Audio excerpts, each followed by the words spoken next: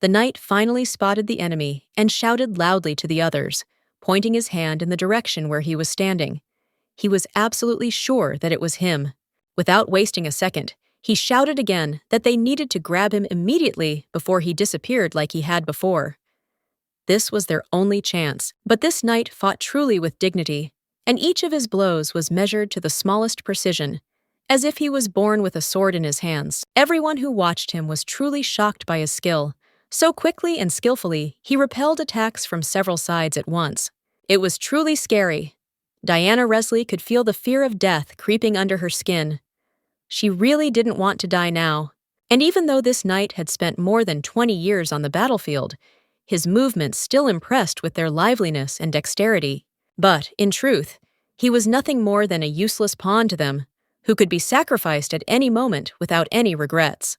However, the warrior himself seemed to have no pity for his own life. He walked forward as if he was ready to die at any moment, and all because this is precisely what he saw as the essence of chivalry: to fight to the end, no matter what, even to the point of one's own death. For 5 years now, they had been facing him on the battlefield, again and again, and it was all beginning to tire him and irritate him. He was already tired of this faceless confrontation. He wanted to finally see the face of the one with whom he had fought for so long, with whom he had shared the field. He gave the order to remove the knight's helmet. Only then, he thought, would he finally learn who was hiding under that silent iron. When the soldiers carried out the order and removed the helmet, the man froze. He was shocked to the depths of his soul. He could not believe his eyes. In none of his assumptions did he expect that all this time there was a woman standing in front of him, hiding under the armor. He was sure it was impossible. That same crazy fighting machine that had been terrifying him turned out to be a young girl. He looked at her and understood. Adele had already lost this war, and nothing could be changed. It was all over. Victory had slipped away forever. With her death, the whole battle should have ended. But now it turned out to be a girl. It turned everything upside down. And her hair was bright red. It was somehow a pity to just go and kill her. As if I was breaking not an enemy, but something else. Diana decided that he was simply crazy, but the man with white hair suddenly laughed, easily and almost cheerfully. He admitted that he himself did not understand how it was possible to fight with her for 5 years and remain sane after everything. He said that he was giving her a choice and asked, who would she like to be remembered as? A girl or a knight? Who would be remembered? He asked her if she wanted to go down in history as a woman or as a warrior, since over the years he had become attached to her and would now do as she wished. Diana didn't understand what day it was today and why he called it new. He didn't seem to know what she was talking about either, and only asked her to explain everything calmly and carefully. The girl calmly explained that, despite the fact that she now really looked like a girl, in essence she still remained a knight and did not intend to give it up.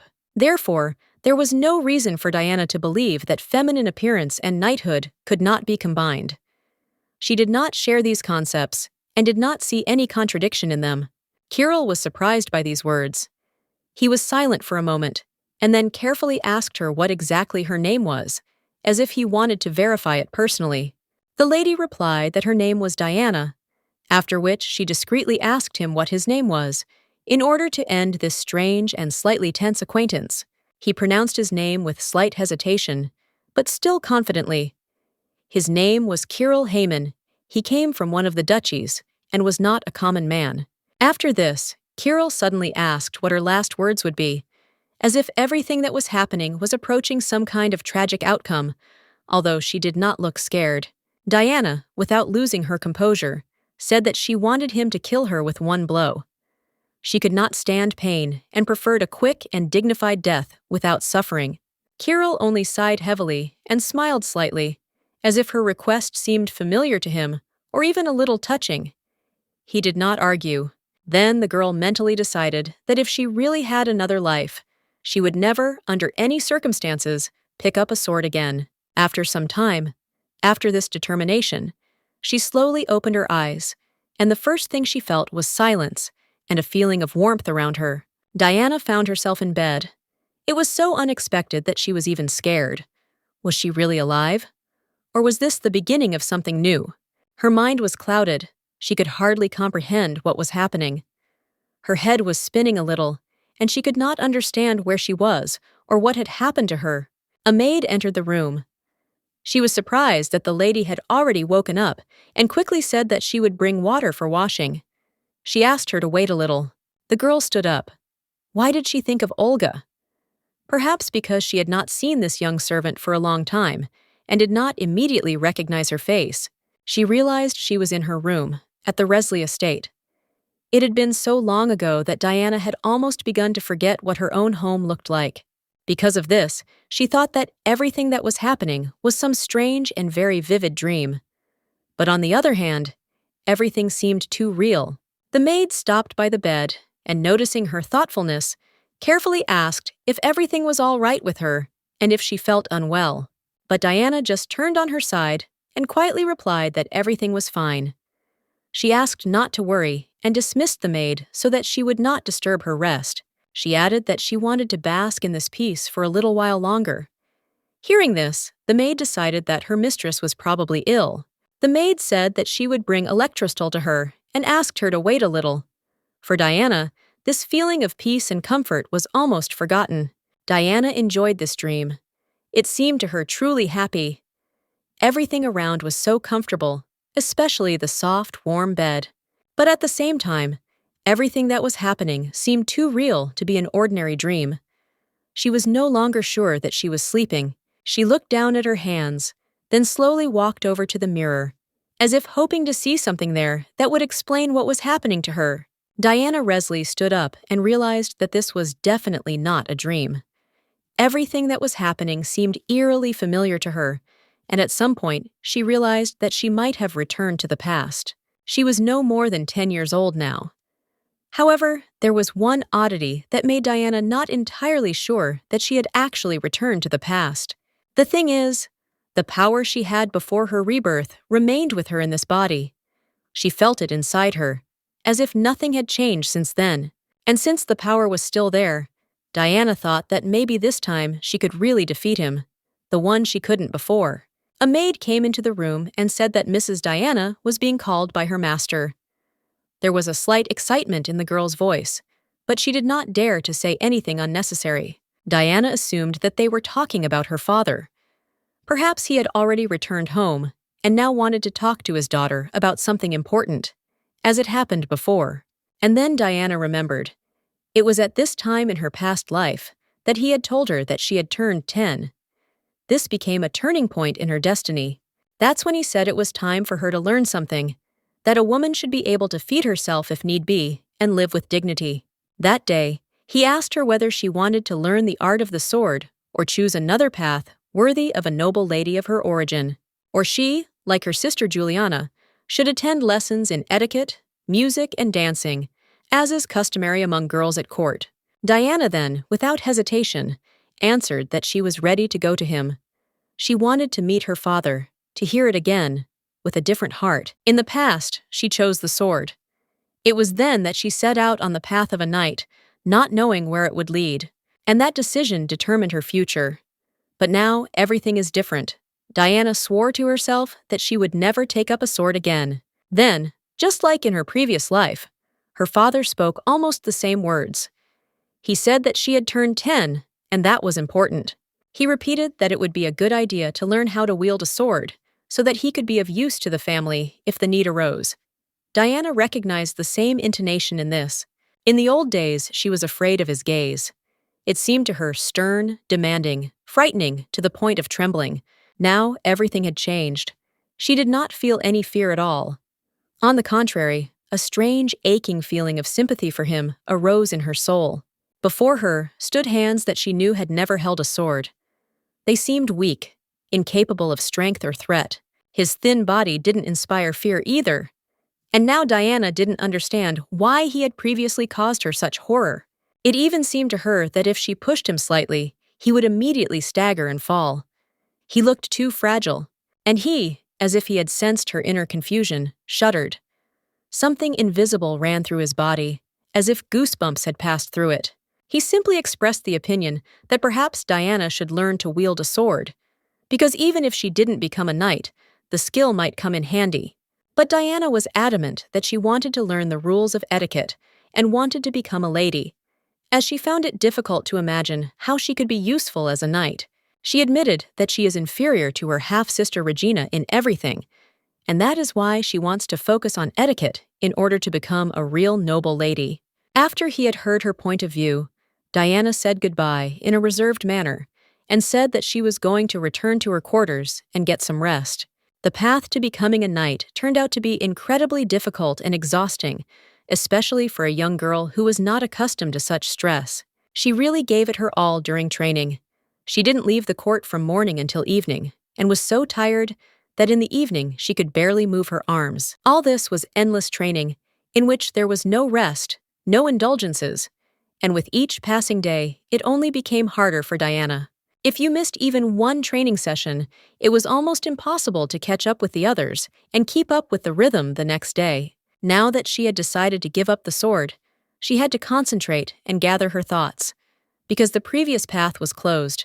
From this day on, Diana is no longer a knight, but a noble lady, and she must learn to live by new rules that correspond to this title. The sky was quickly covered with dark clouds, and a few minutes later, a strong, noisy downpour broke out over the earth, as if everything was mourning her choice. Diana could not understand why it rained so heavily on that particular day, as if the sky itself was expressing some kind of annoyance. Her half-sister came to see her and said that everyone was sure that Diana was sick, but at the same time, she looked quite healthy, without the slightest sign of illness. She also noted that she had heard from someone that Diana had decided to sign up for etiquette classes, and now everyone was talking about it.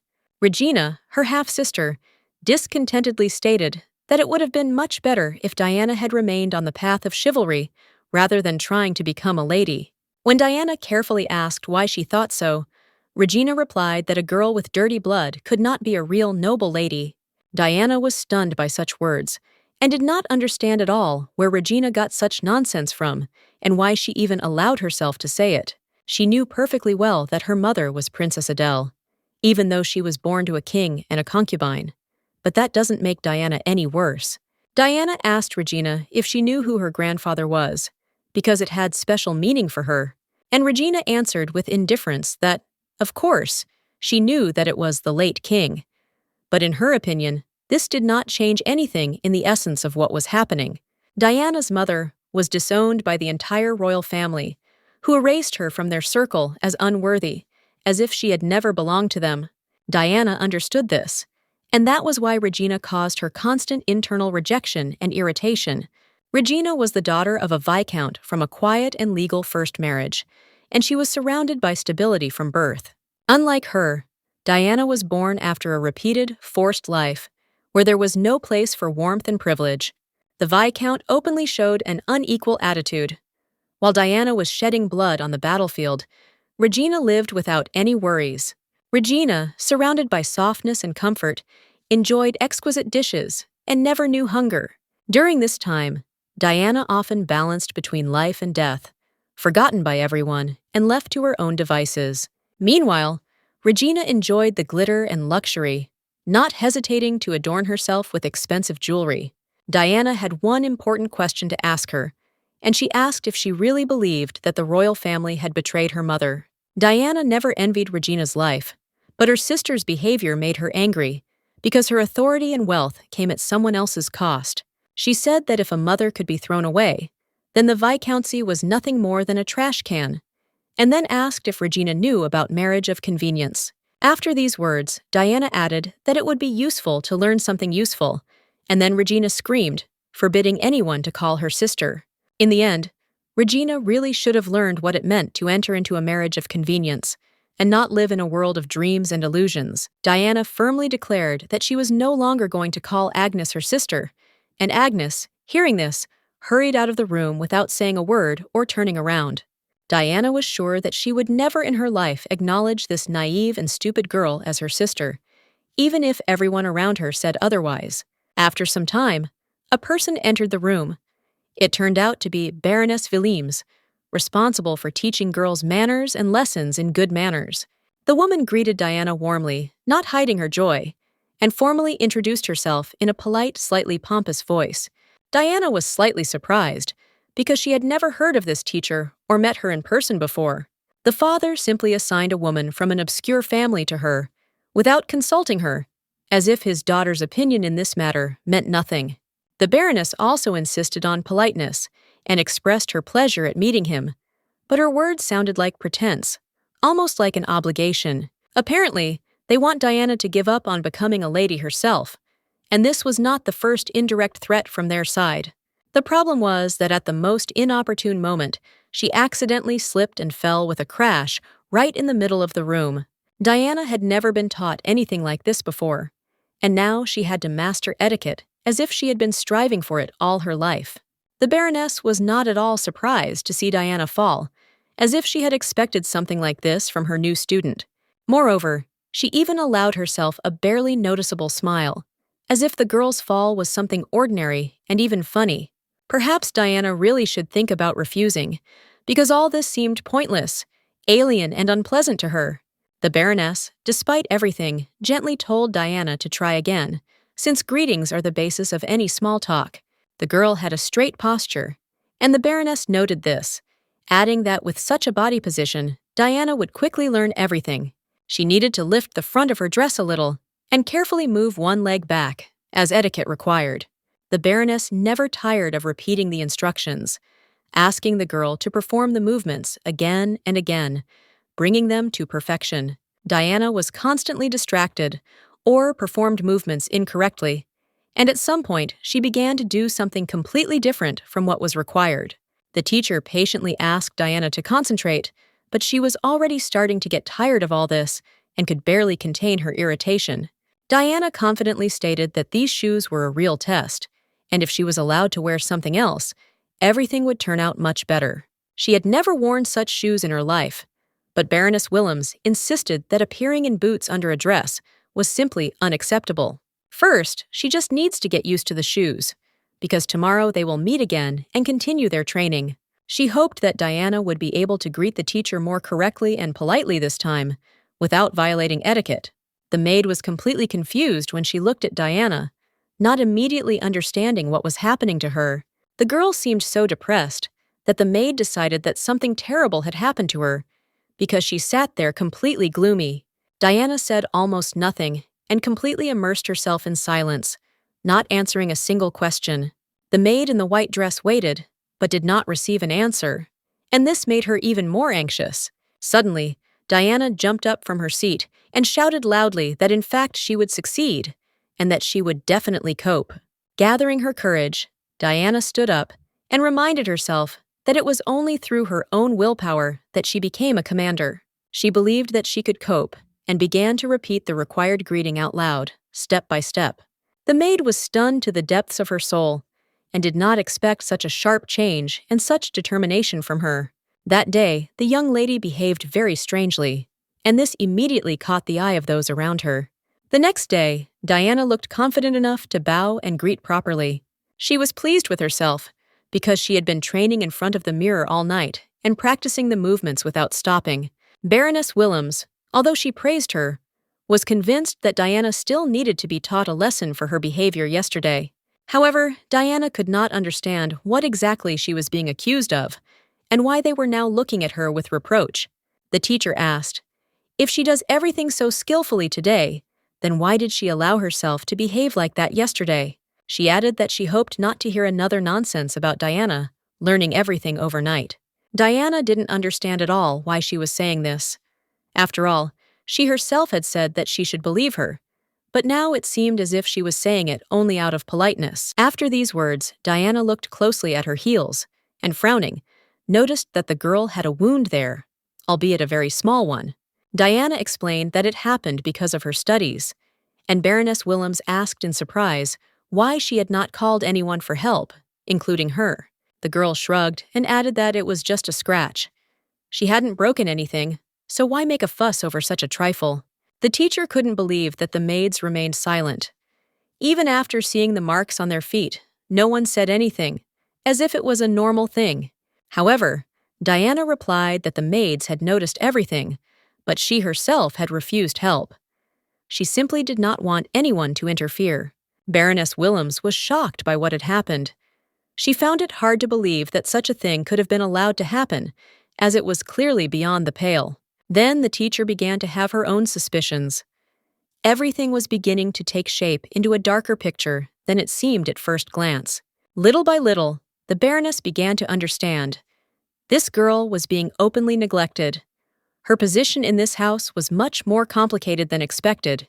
The fact that a simple woman, far from high society, was invited to teach a young lady, and the fact that no one was monitoring Diana's condition, all this was alarming. Baroness Willems ordered the maid to call the doctor immediately, and at the same time to bring clean and soft slippers so that the lady could change her shoes. As soon as the doctor arrived, he took care of her legs and carefully treated each wound, without saying a single unnecessary word. The teacher said that Diana needed to change her attitude towards herself. Her body was her own treasure, and she needed to treat it accordingly. She must protect herself from any injuries and think about the future. After all, perhaps her training was excessive and already harming her health. Only then will its true value be fully revealed and properly appreciated by those who are able to see beyond appearances. She must also use any reasonable methods and approaches to stand out from other girls, especially in a society where everything is built on comparison. High society, according to Willems, is a real battle for girls, and not always a fair one. Here, the one who can think strategically survives. Diana once ran away from her destiny, from the future that was meant for her, but now she finds herself back in the center of the battlefield, only in a different form. Etiquette teacher Willems asked Diana Resley if she was ready to take part in the war of high society and fight in this complex world of intrigue and struggle for power. Diana replied that she thought it would be really interesting, and although she wasn't completely sure, she still felt she had the strength to go through this test. The girl was determined and confident, which is why teacher Willems was happy and felt hope that Diana had a chance to succeed. She said that she would help Diana so that she could be victorious in every battle she faced, despite all the difficulties and trials. After these words, Willems offered Diana her hand, a gesture that she did not expect at such a moment, but it gave her strength and confidence. The girl also extended her hand in response and said that she hoped to live this month with dignity, showing everyone that she was capable of much. High society warfare was Diana's specialty. She understood that they had to be prepared for whatever was coming their way and not give in under pressure.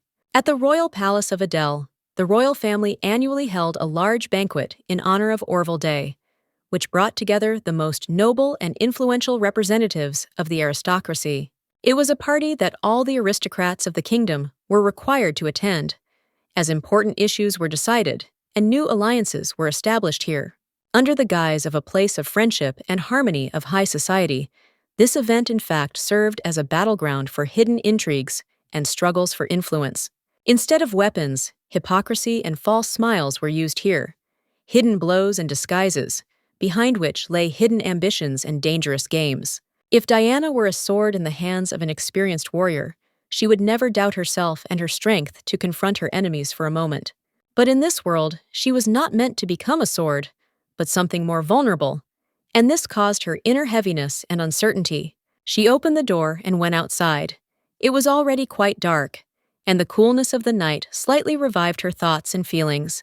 Then Diana came closer to the window and wanted to look closely at what was happening behind its glass, trying to understand the essence of what was happening.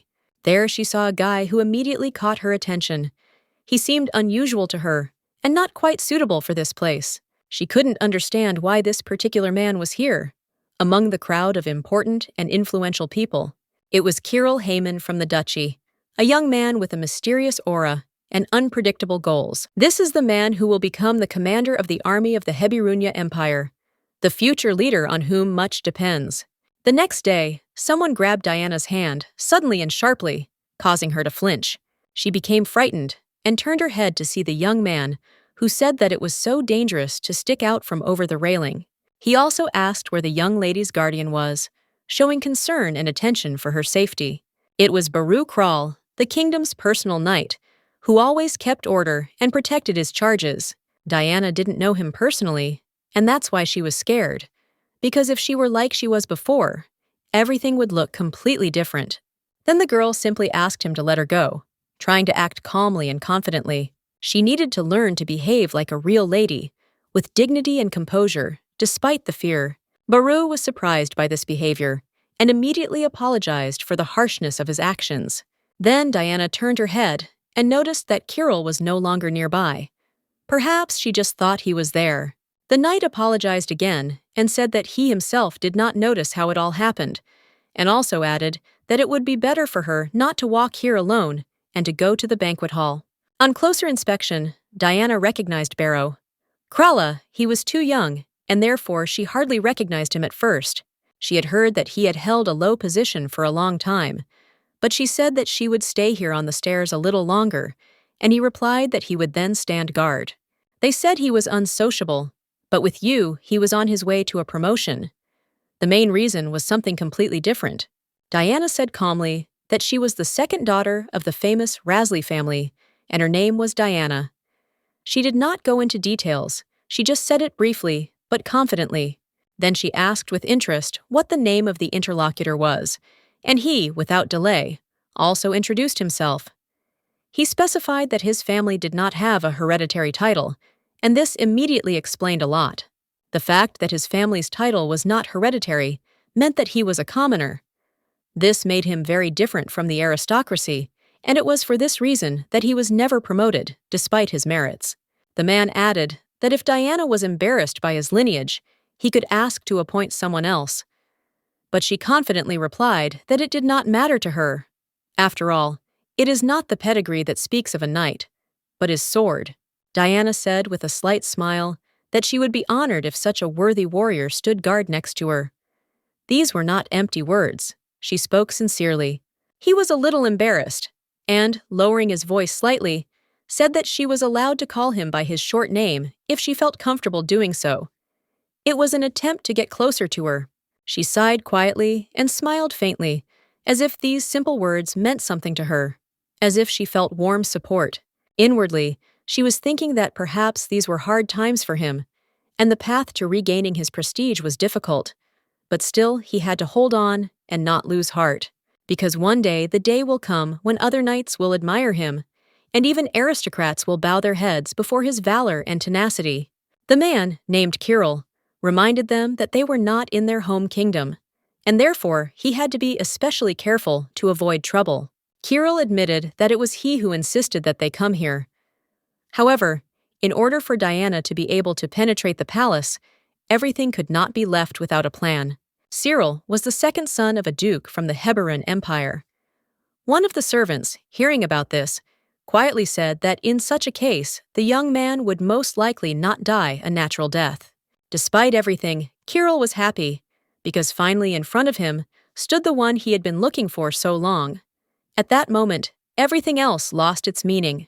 The servant standing nearby had absolutely no idea what the young master meant, but he didn't even try to explain anything.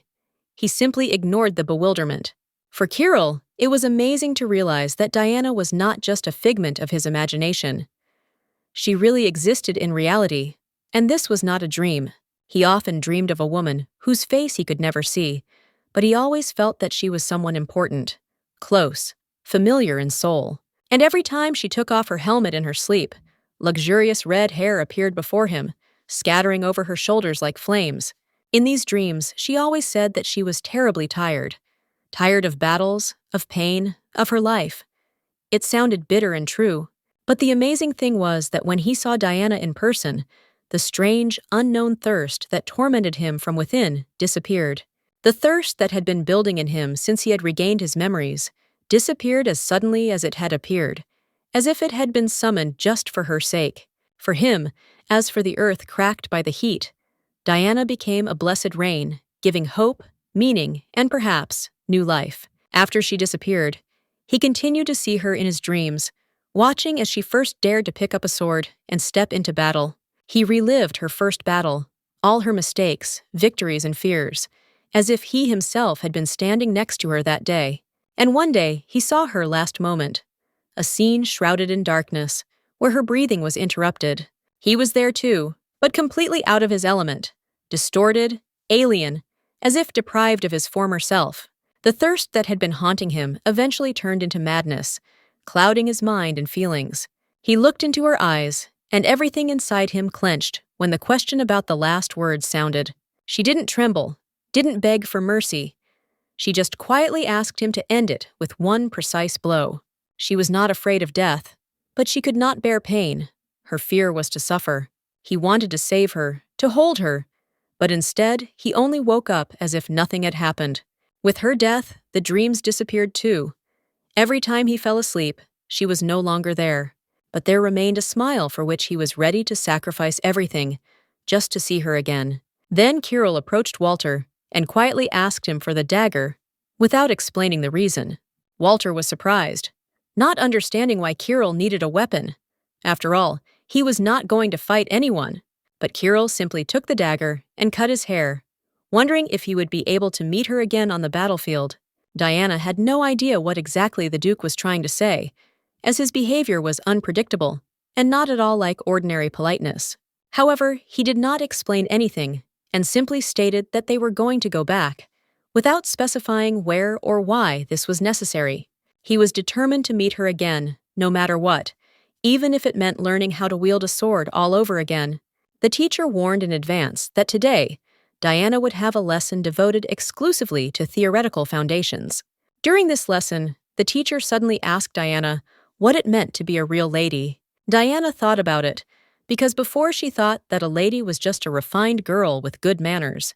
But now she realized that a lady was not just a girl in a dress, but a noble person, graceful, majestic, and kind. Then the mentor explained that ladies are fragile creatures worthy of respect, who need constant protection. Because, as she put it, noble girls are always under protection and should not suffer. This was important to understand, so she promised to ask the question again later to check the answer. When the mentor repeated her question, Diana, without hesitation, declared that she was Diana Resley, and that said it all. She noticed a strange expression on her mentor's face and decided that perhaps she had said something wrong. Therefore, she hastened to add that she is, of course, not just Diana, but a real lady as befits her in this house. The teacher said that the girl did the right thing, because no one in this house even tries to take her side or support her in difficult times. But the teacher herself will not be able to help her get into high society. She will have to learn to defend herself, and for this she cannot do without weapons. The teacher added that external beauty is also a weapon. Innate attractiveness is a rare gift for a lady, and it must be used skillfully. Those with red hair are especially prized. The girl asked the lady if she really had to follow all these rules.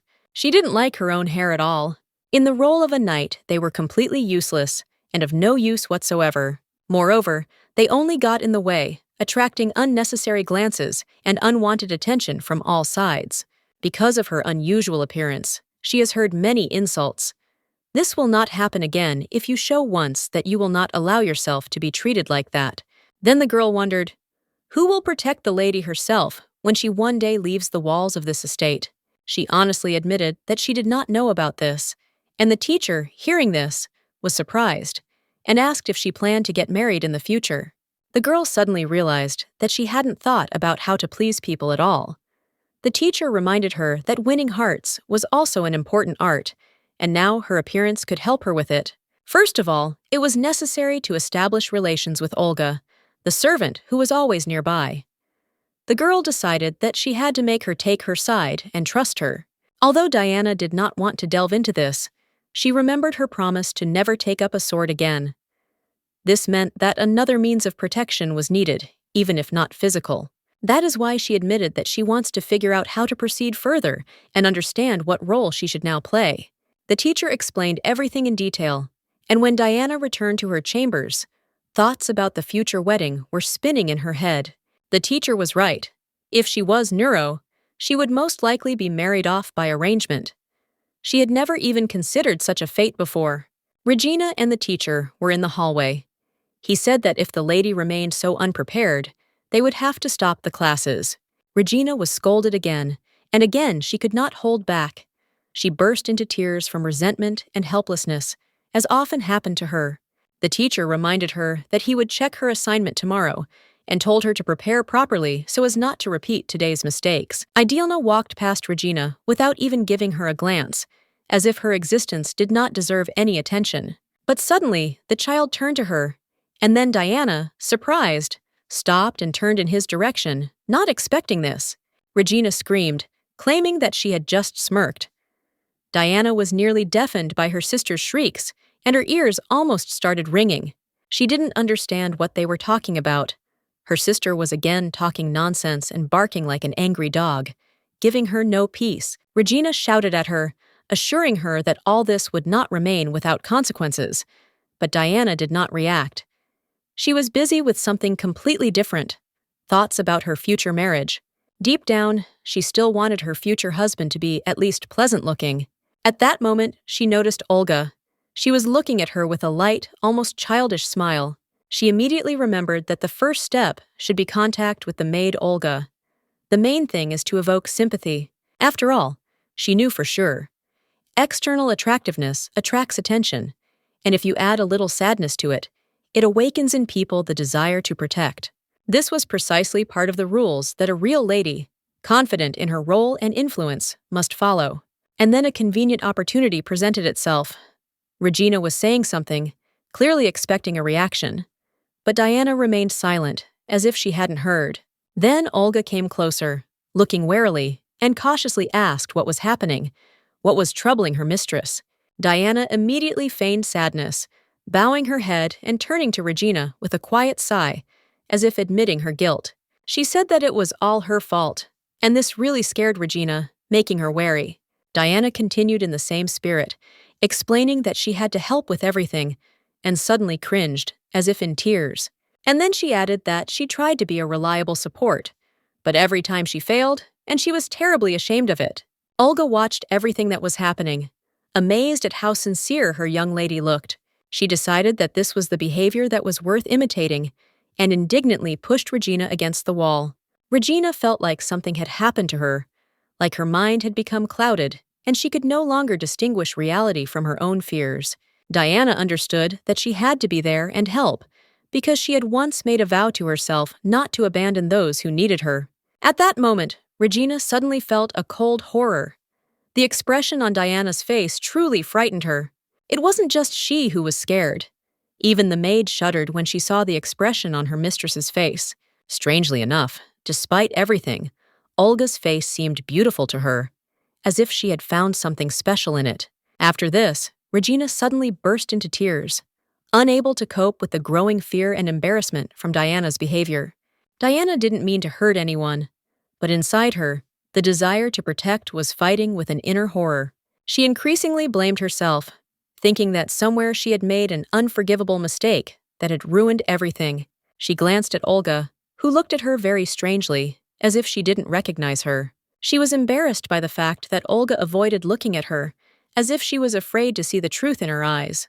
She couldn't understand what was going on, why everyone was suddenly looking away and not talking to her like before.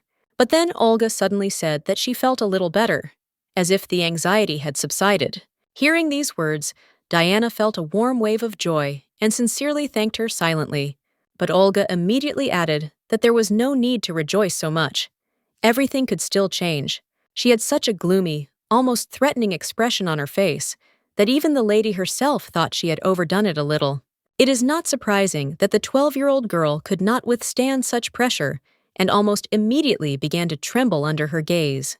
But Diana, despite everything, could not understand in what way exactly her actions were wrong or unfair. She was sure that Regina had harmed Olga, and she herself said that she didn't even want to remember it. One time, she even found small, sharp stones in her food, which were clearly not placed there by accident. Another time, the old clothes she had carefully restored turned out to be damaged and torn. There were constant minor mishaps, either ruined flowers or things scattered, minor nastiness. Diana doubted whether the girl knew about this and recalled whether there was something similar in her past life. She firmly stated that evidence must be found, and then the offender must be dealt with once and for all. Olga calmly remarked to her that it was not at all proper for a lady to express herself in such a way, even if the matter was serious. But at the same time, Olga truly thanked her. One could feel her sincere appreciation. It never occurred to her that Diana could worry about her and care for her as if she were a close person. She also noticed that Regina reported everything to the master without hesitation, without embarrassment. She expected Diana to be scolded, but she didn't care at all. Even if everything didn't go according to plan, she was untouched by reproaches or condemnation. Everything that was happening suited her. And suddenly, the butler announced that the gentleman wished to see the lady, and conveyed this with his usual politeness. Diana nodded, calmly agreed, and followed him without delay, expressing neither surprise nor concern. The butler looked at her strangely, as if something in the girl's behavior was throwing him out of the usual order of things. Perhaps she was simply trying to hold on with all her might, without showing either her fatigue or the worries that were seething inside. She seemed not at all like Lady Regina, but rather like someone he had once known and respected, long gone. He suddenly turned to Diana, and she couldn't understand what exactly he wanted her to say before the meeting. He said he had something important to tell her before she went in to see her father, as if it really mattered. Apparently, the gentleman was now with Lady Regina, who had come to him yesterday, and apparently for a long time. He couldn't understand why his daughter was crying, and he had already mentally decided that he would stand up for her, even without knowing the details. When he realized that it was related to Diana again, he ordered her to be brought in immediately, not hiding his irritation. But Regina tried to stop this, saying that she was the only one to blame, and that Diana had nothing to do with it and did not deserve punishment. It was because of her words that Diana was called, the butler said, without adding any further explanation. He guessed that Diana had done nothing wrong, but he knew that Lady Regina had a strange habit of exaggerating and dramatizing everything. Although it would be unfair, Diana should have apologized to the gentleman, even if she considered herself to be right in some way. Diana, smiling a little, thanked him with sincere warmth for this wise advice, even if there were doubts remaining inside. When she entered, the butler was so happy to see her that he could not contain his wild delight and smiled. He couldn't understand at what exact moment she changed so much and became so mature and self-confident. As soon as Diana appeared, her father immediately greeted her with a stern and intent gaze that made her feel uneasy, and Origin, as always, hid behind his back, as if frightened, and at the same time continued to grin contentedly. She really did look charming, although she was unbearably irritating in her feigned innocence. Father said that Origin had already told him everything, and now he did not understand how Diana could treat her sister with disdain and threaten her. He couldn't understand where Diana got so much anger from, as if she had been storing it up inside all this time. Diana looked down, and at some point realized that her words could have seemed like a threat, even if she didn't mean it. He then added that he needed to speak with Lady Willems, who was responsible for her behavior and etiquette lessons. He asked her sternly what she had just said, and Diana, in a reserved but firm voice, said she apologized. After this, he abruptly ordered Regina to immediately go to her room, without giving her a second to object.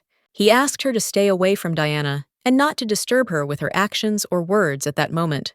When the girl left, Diana was confused and did not know how to behave correctly and prepare herself for what was happening. After this, the father was embarrassed, but Diana pretended that nothing had happened and did not show her emotions. He asked where she got such knowledge, and the girl replied that she simply sincerely apologized, smiling. The father grabbed his head and said that it was better not to show that smile to anyone again, because he was afraid of his own daughter. He reflexively began to look for a dagger and said that etiquette lessons were not suitable for her. It would be better to study swordsmanship. He was very surprised by her answer, because she said that she was not going to take up fencing at all. His gaze became very dark and tense. He clearly expected a different decision. Nevertheless, he agreed, and decided that this is what they would do. He gave her 2 months to prepare. During this time, she will have to master the basics of etiquette perfectly, because soon they will choose a maid for Princess Juliana. Therefore, he believes that his daughter should become a servant, and if she refuses, he will send her to the training ground. This damn Viscount is constantly coming up with new tests and tasks for her without end. She squeezed his hand tightly, deciding that she had taken an important step that would change her whole life and destiny in the future. Now she must become a servant to Princess Juliana, which will open up new opportunities and challenges. She walked slowly through the garden, easily jumping over a lying log, as if overcoming internal doubts. She couldn't understand what strange thoughts were swirling around in her head, causing anxiety and doubt. It was her secret place, known only to her, where she found peace and comfort from all her problems. When her mother scolded her, she often hid here to get away from the harsh words and find some peace. She had absolutely no idea what to do next, how to become a servant to the princess and cope with the task. In her heart, she didn't know if she would be able to endure all this, or if at some point she would break down and destroy everything. She had no sense of patriotism, no family, no close friends to stand by her in difficult times. She was ready to betray the military secrets of the empire, just to avoid the fate that threatened her in the near future. She will need to take Olga with her, so as not to leave her friend alone in danger and difficulties. The main problem was who would believe her words at all, because now she was just a little girl. She was sure that one person would definitely believe her, Kirill, although naive, but devoted to her to the end. This naive madman is a memory from the past, from the times of the war against the Empire, which are long gone. The mail came and they left a letter for her because she was the deputy captain responsible for important matters. The letter had no seal, so she could not immediately understand who sent it and why. The contents of the letter stunned her to the depths of her soul, because there was something very important and unexpected in it. The letter spoke of a military secret of the Empire, and, believing in its veracity, she decided to act using the knowledge she had gained. It was later revealed that the source of the letter was Kaiman's detachment, which was commanded by Kirill's older brother. She couldn't even imagine that he would use her, his enemy, to get rid of his own older brother. This man was ready to do anything for his goal, and that is why he decided that she could be trusted. But it's better to avoid madmen like him, so as not to get into trouble. If she suddenly comes face to face with him, it is better to run away immediately without looking back. Suddenly, her gaze fell on her hand, where the power she had used earlier was clearly evident. She didn't understand what that meant, so she simply discarded the thought like an unnecessary branch. She suddenly blushed deeply, although she could not understand the reason for this excitement. She tried to convince herself that it was just her imagination and that there was nothing strange. Perhaps she had vision problems and just misinterpreted everything. After that, she used her power again, which glowed green, filling her with energy. She decided that it all seemed to her and there was no point in dwelling on it, as if it were a simple deception of her consciousness or a dream. But soon, she saw that a red dot had actually appeared on the paper, which she had involuntarily drawn, and this surprised her. The girl was frightened, not understanding what it meant and where such a strange sign came from, causing anxiety and misunderstanding in her. She always hated the color red, preferring the shades of her aura, which seemed calmer and more pleasant to her. Now her aura had turned red, and she couldn't understand if it was because she had returned to the past and why such changes were happening to her. She decided that if she took up the sword again, she would forever lose her humanity and turn into something else. In that case, she would become a terrible monster, huge and unrecognizable, which frightened her and haunted her. The gentleman was very grateful for the recommendation of his viscountcy to the royal palace, which opened up new opportunities for him. As he had promised, he began preparing Diana so that she could pass all the tests with dignity and fulfill her role. He believed that gratitude was unnecessary, but he himself did not understand why everything was happening this way and what the real reason was. The man said that his daughter was not as smart and intelligent as he would like her to be, which made him feel anxious and doubtful. He feared that the chance given to him might be missed and wasted without the desired result and success.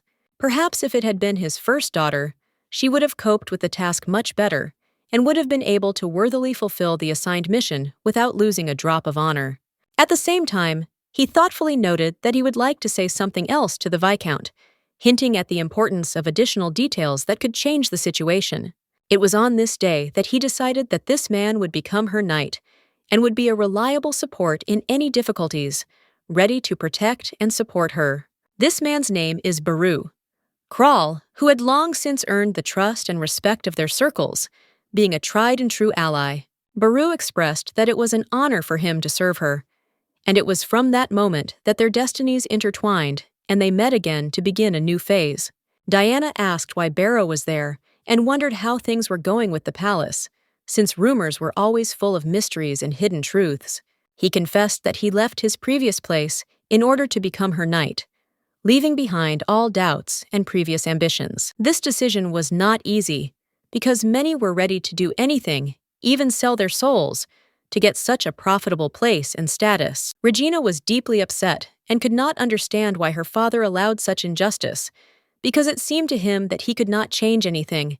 She simply couldn't believe that Diana had gotten a knight before her, and it haunted her, as if a sense of injustice was burning inside her. Diana also wondered why Barrow had made such an important decision, since for him it could mean giving up many lucrative opportunities. She noted that it would be more advantageous for the knight to remain in the palace, since the Viscountcy did not promise any special advantages or advancement. He stated that he didn't care about this situation, as if it didn't exist at all, and it had no meaning for him, despite the circumstances around him. She knew for sure that he belonged to a low class, and this was not hidden from anyone in their circle, which greatly influenced his fate and views.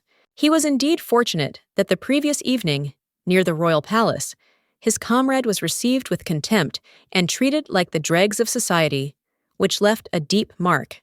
The words she spoke at that moment were new to him, because never before had anyone spoken to him so directly and without embellishment, revealing their true feelings. She became the first person to appreciate him not by his origins, but by his personal qualities, by the way he handled a sword and how he behaved, ignoring class boundaries. It was then that he decided that he would serve only the one whose sword belonged to her, and this decision became an important life guide for him in the future. Earlier, Diana also dreamed of being perceived not by her gender, but by her ability to wield a sword and be a worthy knight, despite the prejudices of those around her. Therefore, she was close and understood what this knight was experiencing, because she herself had gone through similar trials and understood his internal conflict. She sighed heavily and said that if he thought so, then she could not change the situation and could do nothing about it, accepting the current situation. He knelt before her and was sincerely grateful for the understanding and attention she had shown him, despite the circumstances. At that moment, Regina, the eldest daughter of the Viscount, approached them, introduced herself, and added that she was the daughter of an influential person in their society. Regina was determined that no matter what, Kirill had sworn allegiance to Diana, she would take him for herself. Now that they were one family, she hoped that the knight would serve only her. To avoid inconvenience, Regina planned to address him by name, and was confident that Kirill himself would soon understand to whom he should belong and where his place was. She believed that Kirill should realize for himself that being Regina's knight was better for him than serving Diana, since both she and Diana were to be pitied in this regard. At first, Kirill was silent, not expressing his opinion, but later he noted with a smile that one cannot simply call him by name, as if he were an ordinary person. Regina asked everyone to say that Diana went with him, emphasizing her right and trying to strengthen her influence over the knight. Diana thought that Kirill wanted to take a closer look at everything here, and he confirmed that he would be glad to such a proposal, showing his consent. Regina burst into tears from resentment and jealousy because she really wanted to take the knight for herself and not allow him to serve someone else. For a lady, the ability to embroider was a mandatory skill, without which it was impossible to imagine a decent upbringing and behavior in society. Olga was surprised to learn that the lady had decided to take up embroidery today, since she had not previously shown any interest in this type of needlework. She smiled because she had not expected Diana to take up embroidery so seriously, and this inspired in her a certain respect and a little surprise. Olga noticed the lady's confidence in her abilities and wished her luck and patience, knowing that with such an attitude, Diana would definitely succeed. Diana didn't understand why some of the words sounded slightly offensive, but she didn't pay much attention to it, trying to concentrate on the new task. She decided to take a break from all her worries and just learn to embroider in order to develop this essential skill and feel more confident. She took the needle and gathered all the strength in her hands to pierce the fabric without fear of tearing it. It required concentration and precision to do everything neatly and evenly. As she stood up, it became clear that she was doing things a little wrong. Her movements were awkward, and something about it didn't quite look right yet. In those days, survival was not as difficult and dangerous as it is now. Back then, the needle did not stick into the table with such force, and everything seemed simpler, although it required attention. She didn't even notice how she accidentally released her aura, although she should have calmed down and remembered that she was not at war and was not opposing anyone now. Little by little, she tried to stay calmer and made another attempt to make it better, concentrating on every detail and movement of her hands. After many attempts, when fatigue began to make itself felt, she finally felt joy. The first real success made her smile. Finally, she succeeded, and Diana was immensely happy and proud of herself, because this was her first embroidery done by hand without mistakes. This time, the fabric remained intact, and there were no holes. The work was neat, which added confidence and inspiration for further training. Diana Riley proudly completed her first ever embroidery project, feeling something change inside her and a desire to improve further. Working hard under the close supervision of Baroness Willems, she gradually learned the true art of being a real lady, even if it required a lot of effort and patience.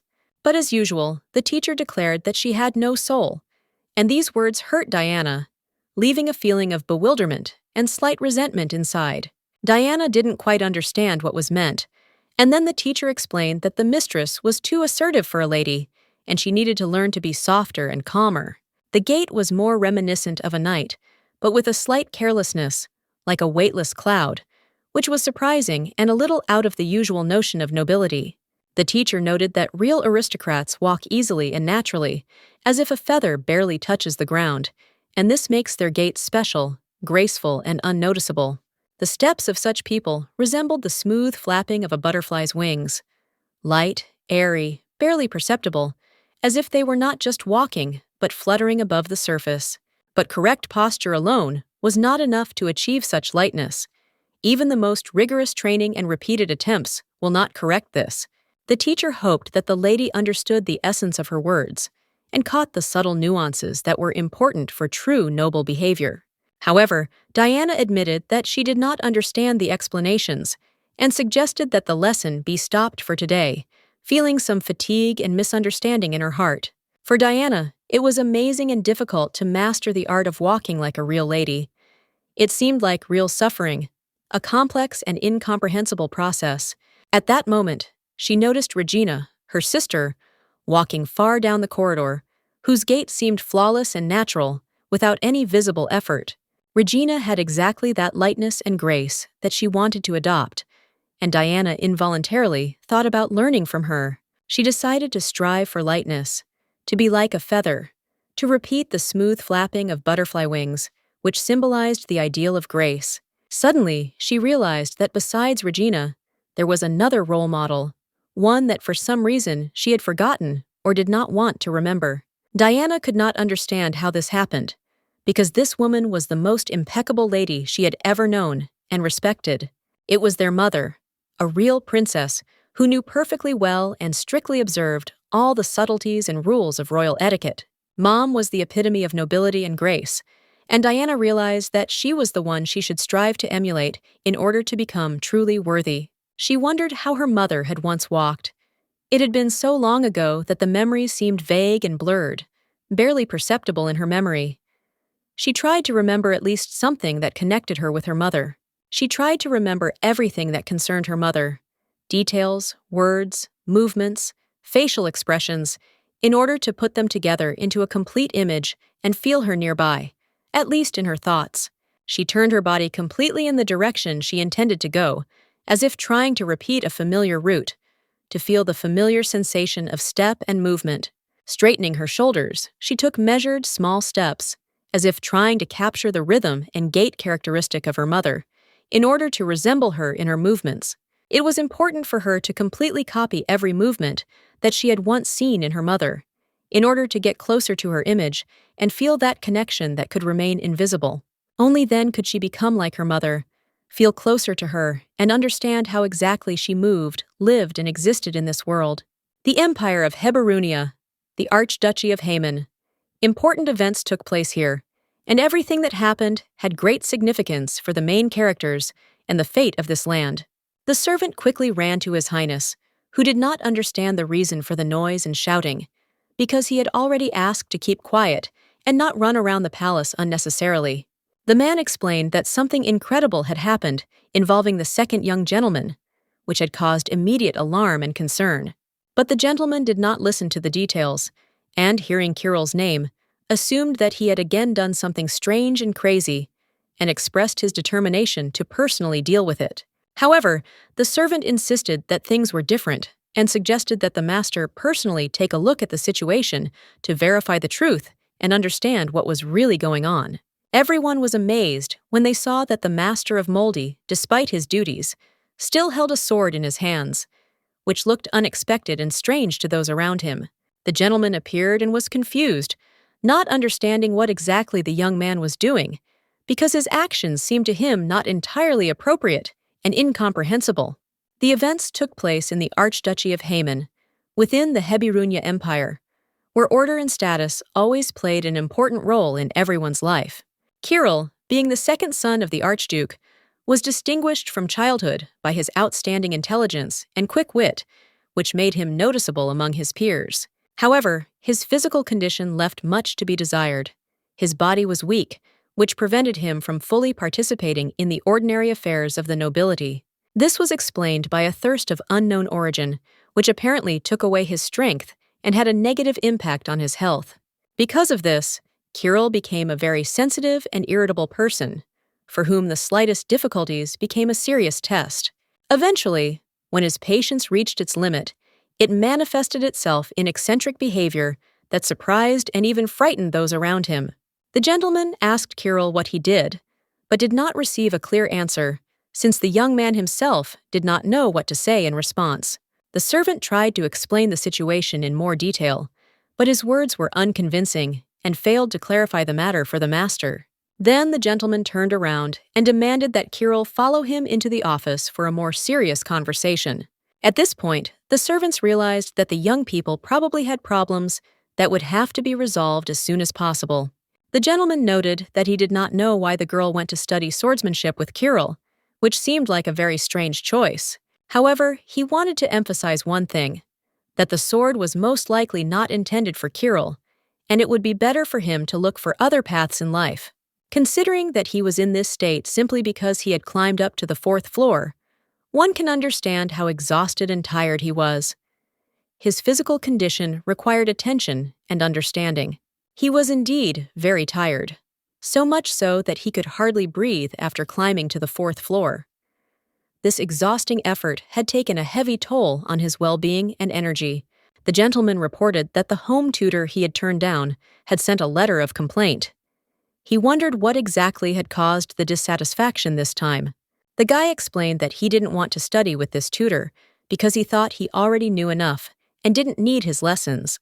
He was sure that this man had nothing new for him to learn, and so he refused to continue his studies. One day, the boy gave the teacher some books, but the teacher didn't seem to understand what kind of objects they were and why they were needed. The guy tried to explain that these were books, but the tutor could not figure out why they were given to him and for what purpose.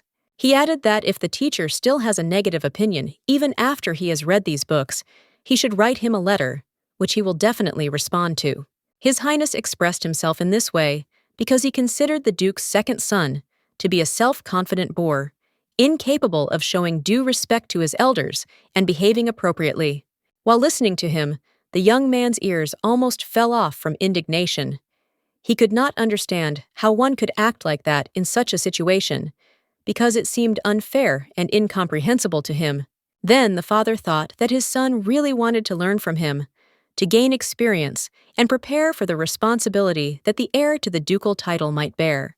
These words signified the father's intention to declare Kirill his successor, so that he would take on all the obligations and duties associated with the duchy. However, Kirill himself rejected this idea and made it clear that he did not want to learn from his father and did not want to accept this role, which came as a surprise to everyone. The father was completely perplexed and irritated by his son's refusal, and he, in turn, asked why his father was so angry and did not understand his position. Kirill did not understand what his father wanted from him. It seemed that he had even forgotten his son's name in childhood. So different were their views and understanding of each other. Since childhood, he was called a little monster, and this nickname reflected his rebellious and difficult character, which was difficult to get along with. The father understood this perfectly well, because he himself had called his son this way more than once and raised him in the spirit of severity and strictness, sparing neither words nor actions.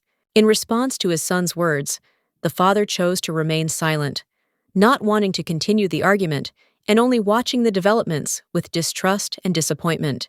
Kirill, seeing this, declared that with his permission, he would simply leave, not wanting to remain in this situation any longer and experience the pressure that was oppressing him.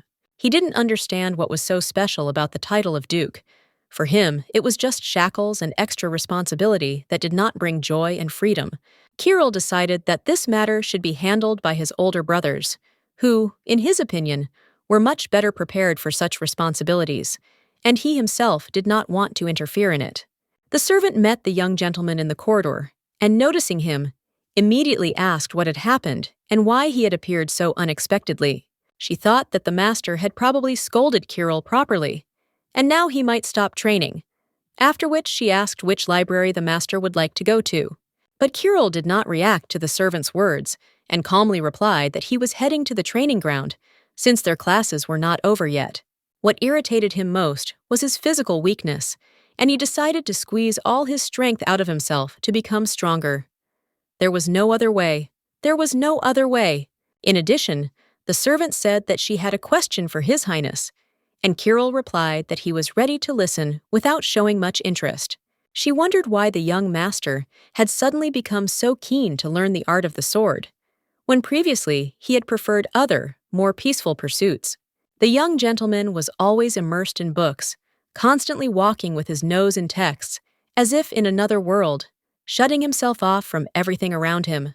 Except for time for eating and sleeping, he spent almost all his free time among books, immersing himself in knowledge, and forgetting about training and sports. Then Kirill winced slightly and said that he would like to ask Walter something, as his servant and faithful assistant. He asked him if he would believe his eyes if he met the girl from his dream in reality, so unreal and unusual. If she really existed, Walter could not understand what exactly the gentleman was talking about, remaining confused and bewildered. Kirill expressed his opinion that he personally did not care whether anyone believed it, but she truly loved her sword, and it was obvious to him. This feeling undeniably connected her to the weapon that she never wanted to abandon. Walter could not believe that his master was seriously expressing such thoughts. He was amazed and even a little dumbfounded, because such conversations seemed frivolous and strange for a man of such a position.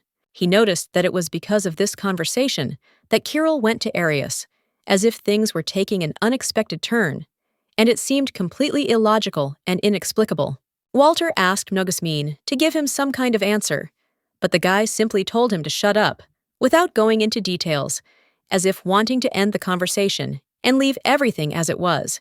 Walter tried to figure out what to do next, but he didn't get up and remained indecisive, not knowing what to do in this situation, which made things even more difficult. Kirill was sure that she belonged to him by right, and if they lived in the same country, he would definitely try to win her favor with the help of sweets, a sword, or any other way he could get her attention. But now everything was different, and Kirill did not know what to do next. The difficulties only grew, and Walter believed that the young master had completely lost his mind, behaving so unpredictably and strangely. Eventually, Kirill decided that he should use the double dot, perhaps as some kind of code or secret sign to clarify his intentions or as part of a plan he had in mind. After that, she said that he would definitely grab her, showing persistence and leaving her no chance to escape, as if foreshadowing the inevitable collision.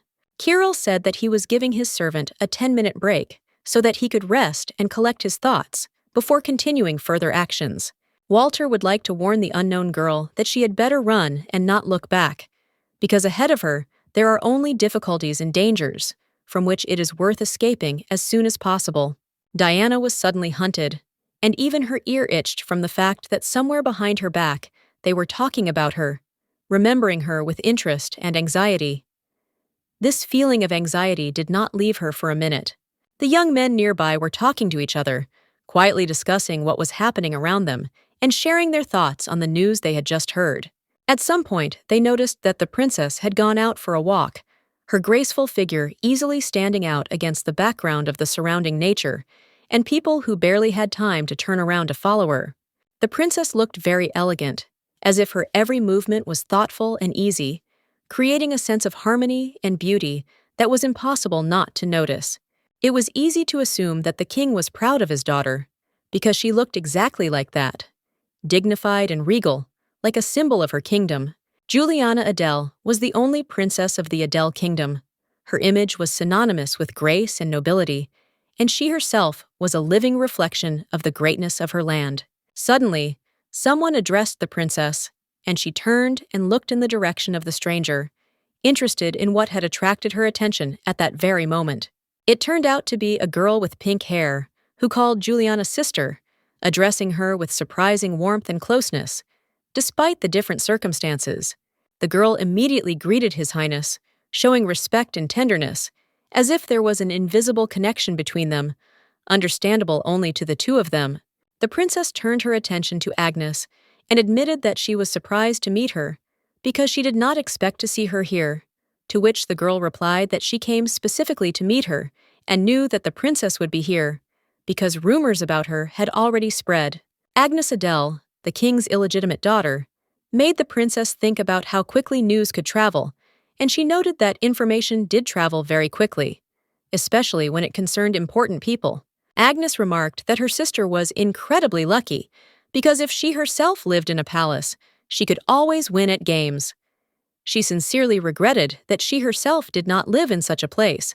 Agnes also admitted that she is very envious of her older sister, because life here seems truly wonderful and amazing, and she dreams of someday finding herself in the same conditions. If Agnes lived here, they would spend time together every day, playing and having fun, and she hoped that Juliana shared the same opinion and wanted the same. After this, Agnes decided to ask her father whether it was worth talking about it out loud and discussing the possibility of her moving, or at least finding out his opinion on the matter. I wonder how her father will react to her request. This thought increasingly occupied Agnes, and she began to wait for the answer with some excitement and hope. In a conversation with Julia, she decided to find out how she would perceive such an initiative and whether she was ready to support her in her desire to change something in their lives. Julia suggested that Agnes's mouth might be very dry in the city, and she might like a cup of tea to refresh herself and feel better. However, Agnes replied that everything was fine, and she did not need tea, but Julia still noted that her sister talked a lot, and because of this, she was worried that she would damage her vocal cords. Agnes was very pleased to hear Julia's concern, and was delighted that the princess was so concerned about her health and well-being. She was genuinely proud to be associated with such a kind and considerate person, and this gave her strength and confidence in the future. She said she intended to visit Julia another time, but had not yet specified when exactly that would be. This left a little intrigue around the next meeting, which was yet to take place. After this, the princess turned to Margaret and said that the next time she found herself in the palace, they should choose another place for a walk in order to change the environment and avoid accidental meetings. They decided to change the location of their walk, choosing another garden to make the meeting more secluded and comfortable, despite all the difficulties that could arise with the previous option.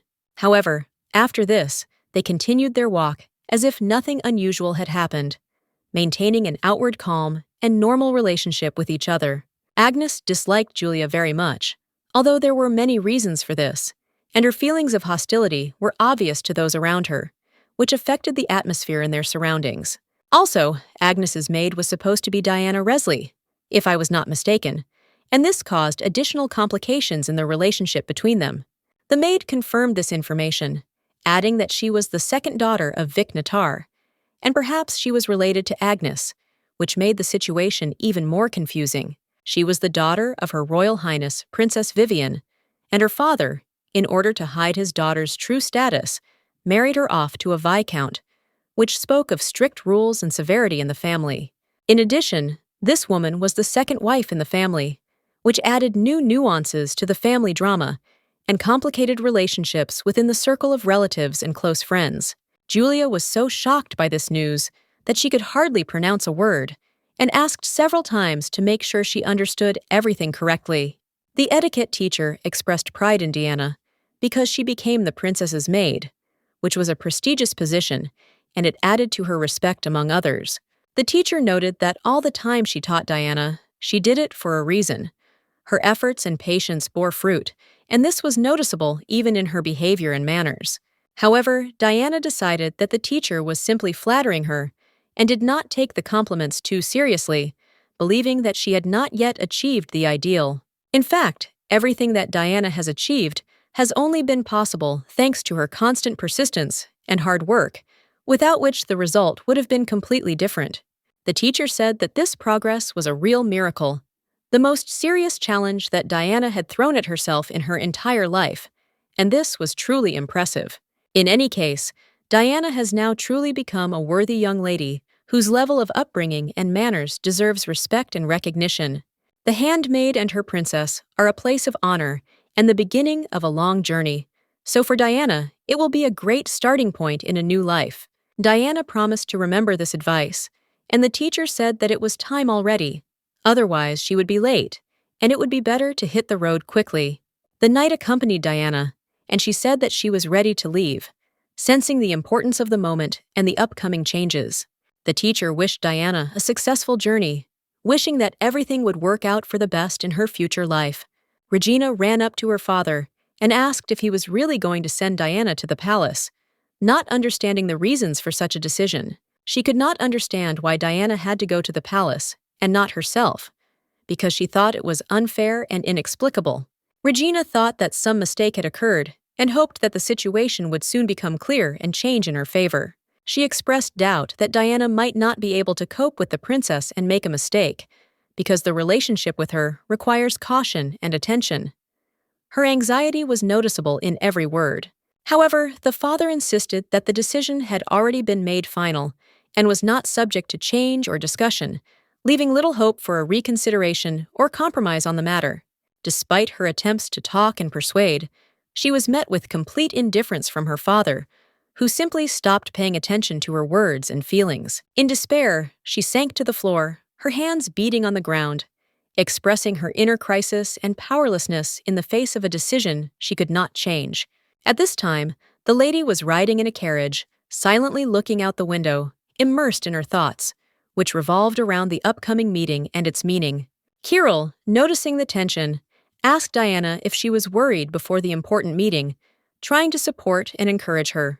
He reminded her that she would soon see the princess, which could be either a source of excitement or hope, depending on her mood. Diana looked down, admitting that she was a little worried, because the palace had become almost like a home for her, but still it was not the same severity and complexity as on the battlefield. The knight tried to calm her down, saying that she shouldn't worry too much, because the princess is a very kind and understanding person with whom one should be sincere. As they approached the palace, the knight noted that Diana was a very mature girl, although her experience was not yet comparable to the deep understanding that comes from those who have lived longer. However, he acknowledged that she was clearly older and wiser than her peers, and this helped her cope with tasks that many found insurmountable. She was many years old, and she already had a rough idea of what kind of person she was, Princess Juliana. This knowledge made her want to stay away from her, to avoid unnecessary problems and complications. Diana tried to keep her distance from the princess, fearing to get involved in court intrigues. Her instinct told her that it was better not to get involved with such high-ranking persons unless necessary. Soon the senior maid approached her, along with the princess herself. They showed interest in Diana, preparing to tell her about her new duties and her upcoming life at court. The head maid said that she would tell Diana what duties she would have as the princess's maid. However, first she wanted to inspect the condition of the room and the surroundings.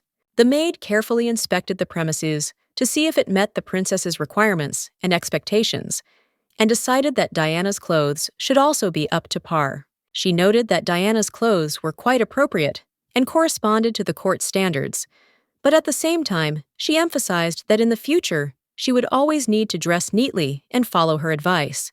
The senior maid emphasized that the princess's reputation would depend on Diana's appearance, because the maid is her face at court, and she must always look impeccable. She reminded that Diana's reputation directly affected the honor and position of Her Highness, And the maid should always remember this, being careful in every step. The maid sternly warned Diana that she must never forget her responsibility and must always behave carefully so as not to harm either herself or the princess. After these words, the maid informed the princess that her new maid, Lady Diana, had arrived, ready to begin her duties and help her highness. The princess approved of Diana's entry, thereby giving permission for their work and acquaintance to begin, expecting decent behavior from the new servant. Diana could now see what Princess Juliana herself looked like. Her appearance was impressive and commanded respect, while at the same time causing a slight excitement in the new servant. The princess smiled, expressing her pleasure at meeting him.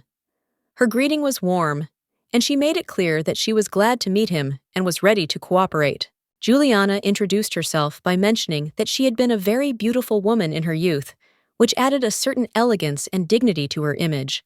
Diana replied that she was the second daughter of a viscount and was pleased to welcome such an important flower of the empire as a princess.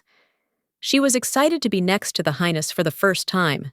The princess asked Diana to raise her head, hinting at the importance of confidence and dignity. She had no close friends or relatives, so meeting Diana was especially important to her. She added that despite the absence of family, she is very happy about this meeting, and a strong friendship can develop between them, because they are related by blood. Diana also hoped for friendship, realizing that being related to the princess was a chance to build a strong and trusting relationship in this complex world of the court. She hoped that a real friendship would develop between them, that they would be able to understand each other and become close, despite all the differences and circumstances that surrounded them. And she considered this very important. For her, it was a big part of the new changes and an opportunity to feel needed and accepted in this new world.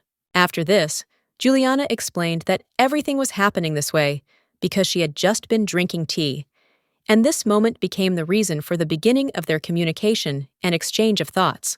A second later, Diana felt something unusual, elusive, as if Princess Juliana herself was radiating some special energy and inner light. Diana also noted that she would like to be called simply Diana, without unnecessary formalities and titles, so that there would be sincerity and simplicity between them.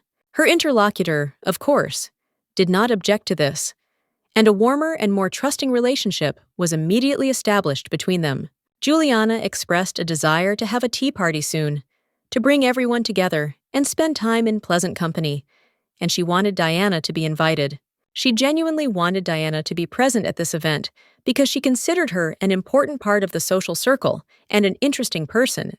This was a great honor for Diana, and she happily agreed, realizing that in this way she would be able to get to know the people around her even better and feel like part of the team.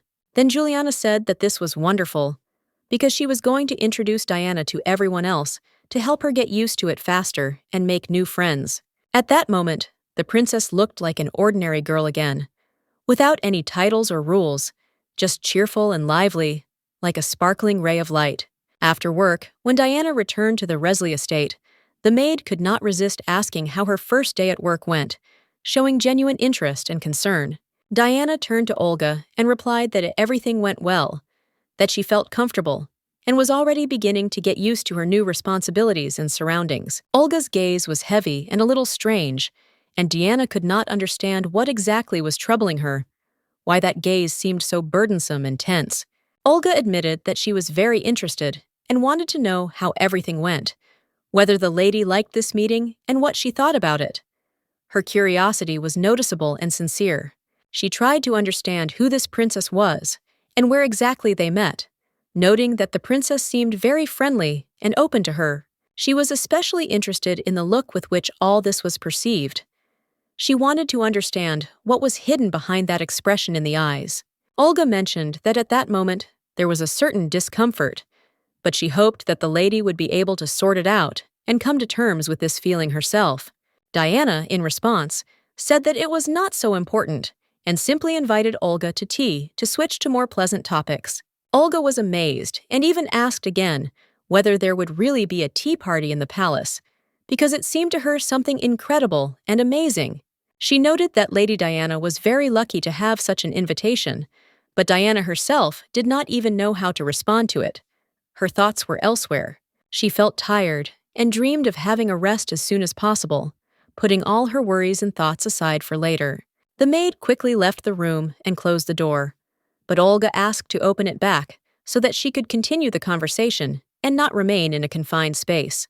Olga wanted the lady to reveal some more details, but Diana was immersed in her own thoughts and did not respond immediately. She was sure that at that moment, her feelings were real, and it didn't just seem to her that something actually happened. Meanwhile, the maid approached the princess with a question, wanting to clarify an important detail to help sort out the current situation. She noticed that the princess had given Lady Diana the wrong tea time, which had caused her some surprise. It seemed that the schedule had been made out incorrectly, which could lead to misunderstandings. Julia agreed that the maid was right and acknowledged her mistake. She thought that she should send someone to warn her of the changes so that there would be no mistake and everything would go smoothly, but the princess insisted that no further action was needed. She stood firm, explaining that she would handle the situation herself and that no outside intervention was required. The maid could not understand why this was happening, and the princess, standing up, declared that this particular girl should become her confidant and earn the trust of those closest to her. She explained that in high society, there are many intrigues and difficult situations that need to be recognized and dealt with, so the girl must pass the test. A girl, performing the duties of a servant, always had to cope with difficulties on her own, without creating unnecessary problems and maintaining order around. The maid understood that the princess was counting on her independence, and after these words, she was simply let go, left alone with new responsibility. This act seemed strange, because usually the princess made balanced decisions that rarely caused doubts among those around her and the servants. This time, the maid saw the princess from a different side for the first time. There was something unusual in her behavior that caused anxiety and questions. The next day, preparations for the event seemed to go smoothly, without any particular problems, giving hope for a flawless tea party. The princess personally arrived to make sure with her own eyes that everything was organized correctly and that no mistakes would occur during the event. She noted that this was the first tea party that she was organizing herself, and she had high hopes for it. There should not be the slightest mistake. It was said that the lady need not worry. All problems had been resolved, and preparations had been thought out so that the event would go smoothly and without any problems. The only risk could be the maid's lateness, which could ruin the course of an important event and upset the mood of the guests present. It was quite interesting to imagine the expression on the maid's face when she finally arrived. It could add lightness and smiles to the overall atmosphere. The princess was pleased that the preparations were going smoothly. It was important to her that everything went perfectly, that the guests were satisfied, and that the reception met high standards. In addition, they were assisted by a lady specially sent by the princess, which inspired confidence that little things would not spoil the overall impression. Hearing this, the princess was surprised and wanted to know who exactly helped, as she was curious about who provided such support in the preparations. The maid replied that it was Lady Diana, who was nearby and actively participated in all the affairs, which caused the princess mixed feelings and surprise. It was Diana Resley, but the princess did not understand how she could have ended up here, because it was a surprise to her and a mystery that she wanted to solve. Diana noticed that the princess was looking at her intently, as if trying to understand why she was there and what she was doing in this place at this moment. She saw that Her Highness had approached and nodded in her direction in a friendly manner, thereby showing respect and confirming her presence and interest. Diana noted that the weather was simply wonderful today, and the princess immediately asked how Diana ended up there and why she appeared now. Diana explained that she had mixed up the time and was almost late, but in the end, everything worked out well, and she managed to arrive on time, which made her very happy and reassured her. She came early to have time to see the palace gardens in daylight. She wanted to appreciate the beauty of the green alleys and flowers while it was still quiet and calm around. This was important to her. It turned out that her goal was to see this particular garden, which was a special place in the palace. The princess was not going to believe everything she was told and expected to see everything with her own eyes, verifying the truth. Suddenly, she became angry and felt that someone was standing behind her. She did not understand who it could be, but she felt danger and irritation from such an unexpected situation. Perhaps she was confused, because the situation had not turned out as she had planned. All her calculations had gone wrong, and now she had to quickly find a way out of the confusion. Apparently, the princess really believed that Diana would fall for her trick. She hoped that her plan would work, and her rival would be in her power. However, Diana was no newcomer. She had lived in the palace for over 20 years as a royal knight, and knew how to deal with such tricks and intrigues. Earlier, one of the maids asked Diana why she was leaving so early today, since there was still a lot of time left before tea and she could have stayed. Diana replied that it was just her habit to leave early. She promised that she would definitely return in the evening, and everything would be as usual, without unnecessary suspicions. Being the only woman in the palace attracted a lot of attention to her, but not always pleasantly.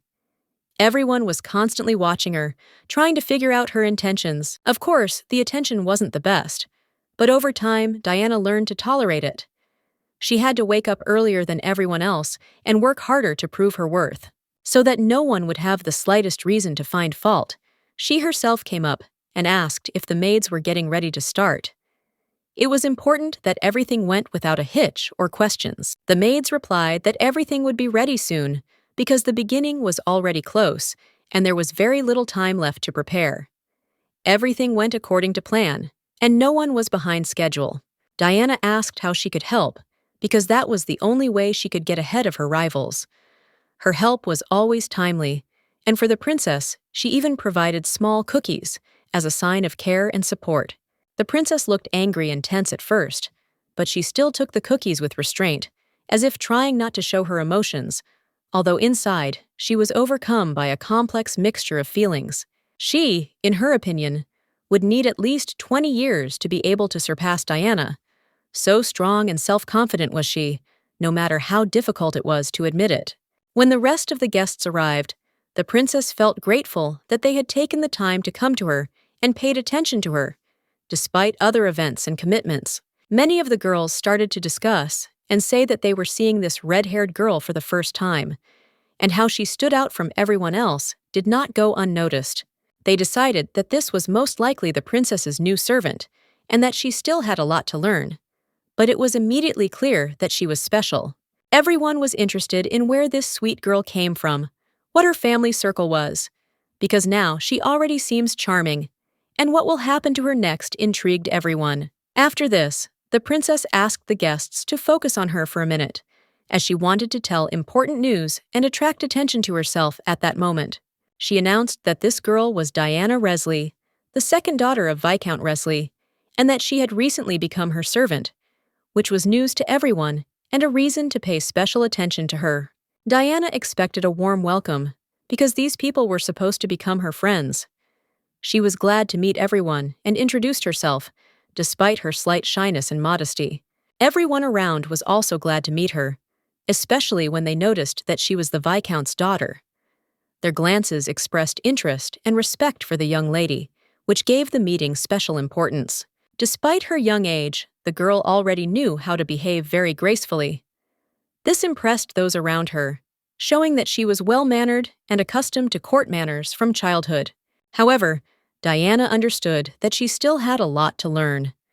She hoped for help from her new acquaintances in mastering the intricacies of palace etiquette and was ready for work and diligence. In addition, her modesty and gentle nature made her especially attractive, and she believed that this would help her make friends among those around her. All attention was focused on Diana when the princess intervened, remarking that she too had been surprised by her behavior and manners, which added a new note of respect to the conversation.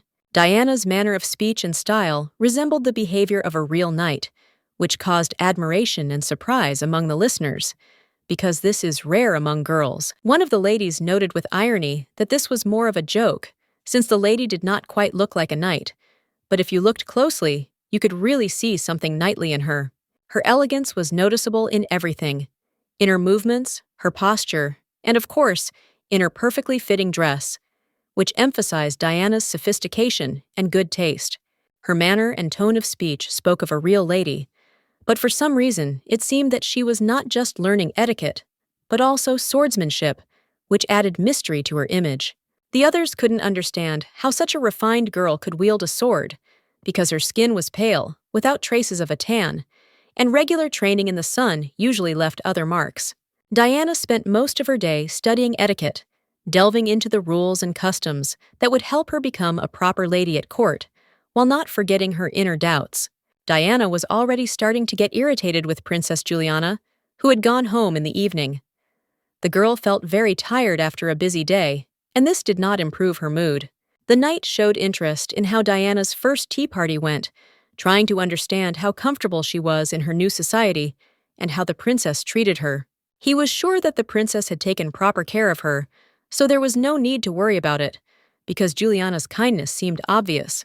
The man noted to himself that the princess was indeed very kind, and hoped that his opinion would be correct, because such qualities were important to all of them. But Diana herself did not agree with such a description.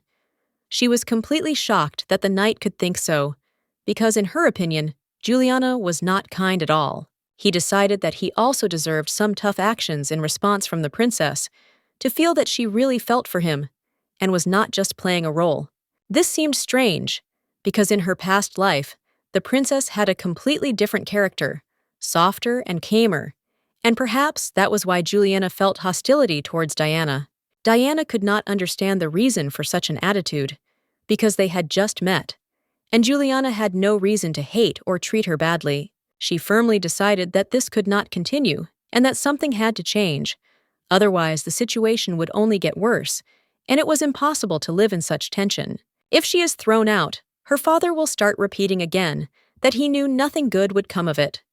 He will complain that he could barely get her settled in the yard, and now she has been thrown out too quickly.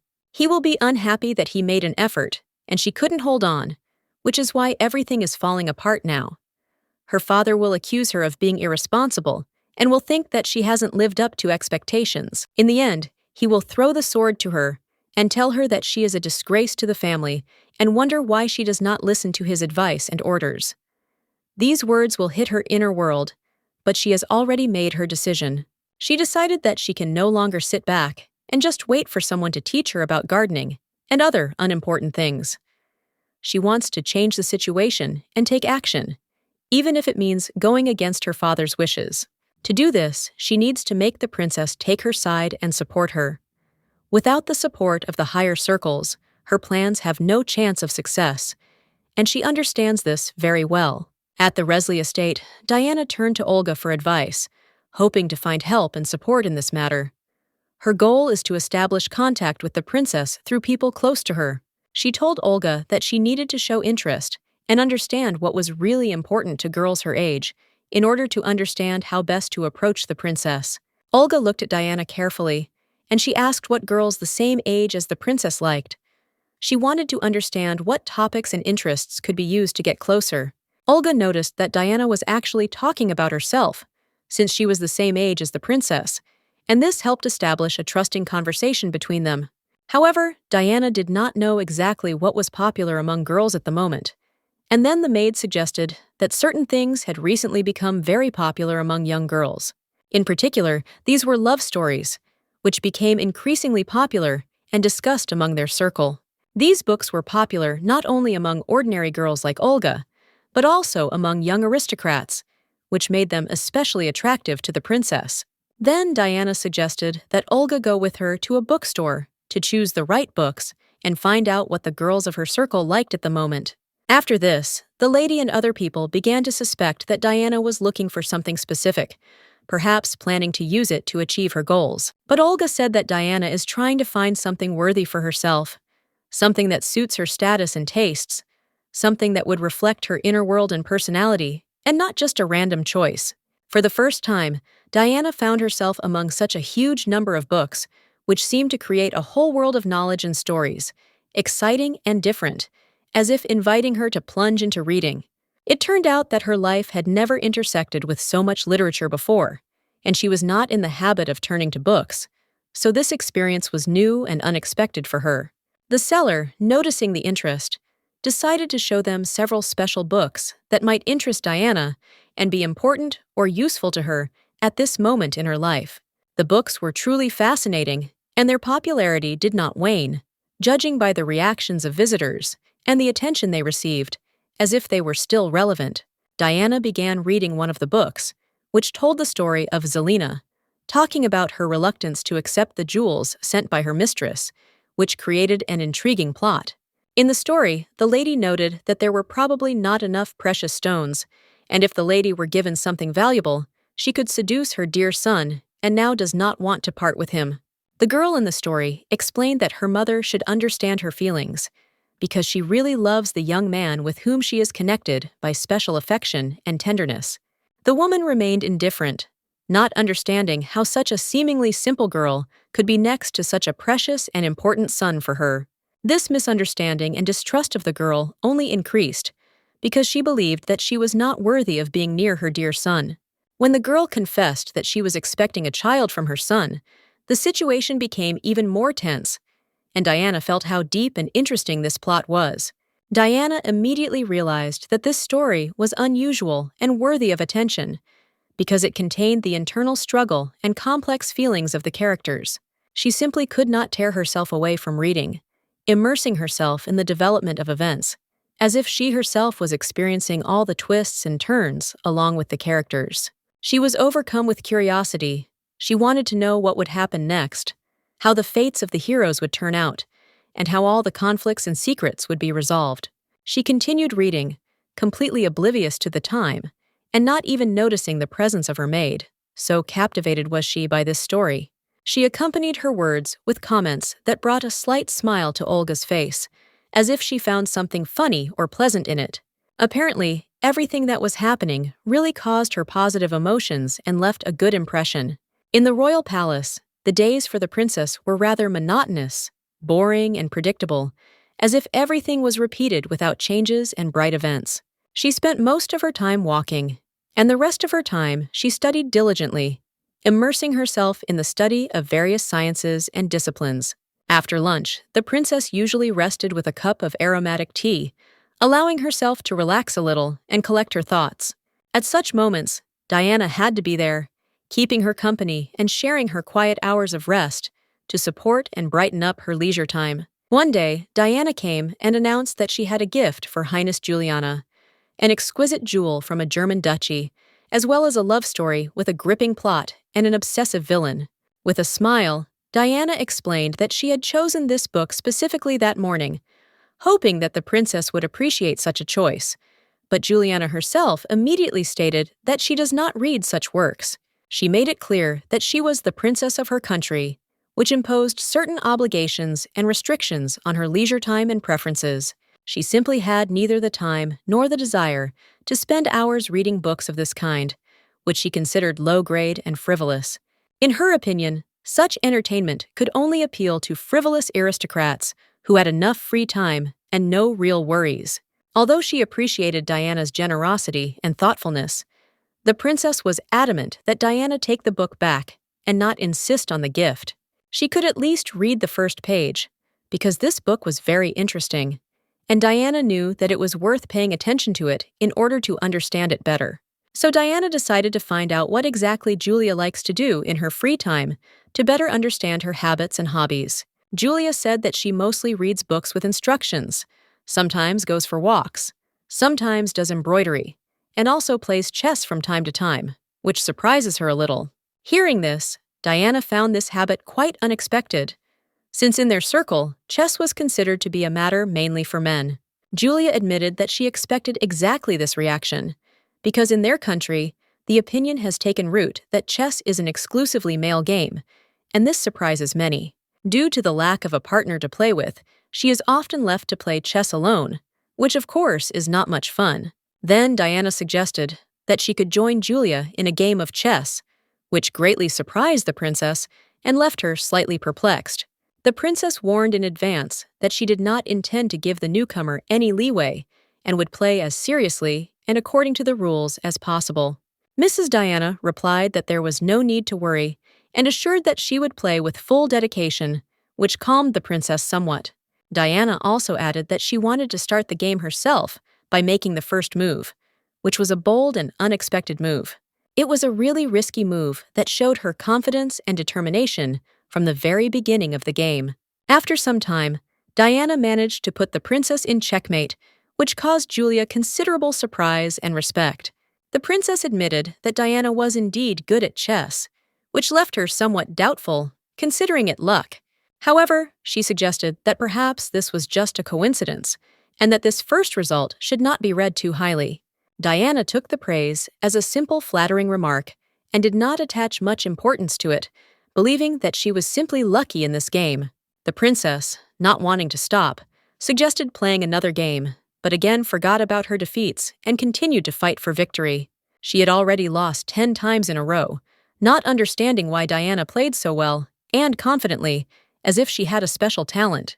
The princess seemed to play as if she had only just started learning that morning, but in fact, Diana played much better, despite her words. Diana claimed that her success was simply luck, and the princess was never able to figure out how exactly she learned to play chess with such skill. Life teaches by doing, and Diana noticed that the princess gave in too often, which is why she lost almost every game. So the princess insisted on another game, although the maid had already informed her that she should be careful and not get too carried away. It was then announced that Lady Agnes had arrived, and the news caused a certain excitement among those present. Diana was surprised, as she did not know these people, but soon Agnes herself appeared, greeted her sister, and explained why she had come. Now the princess had a new acquaintance and friend, her sister, with whom she was about to get to know better. Although Agnes was the king's illegitimate daughter and concubine, she still bore the royal name, which meant special love and recognition from her father.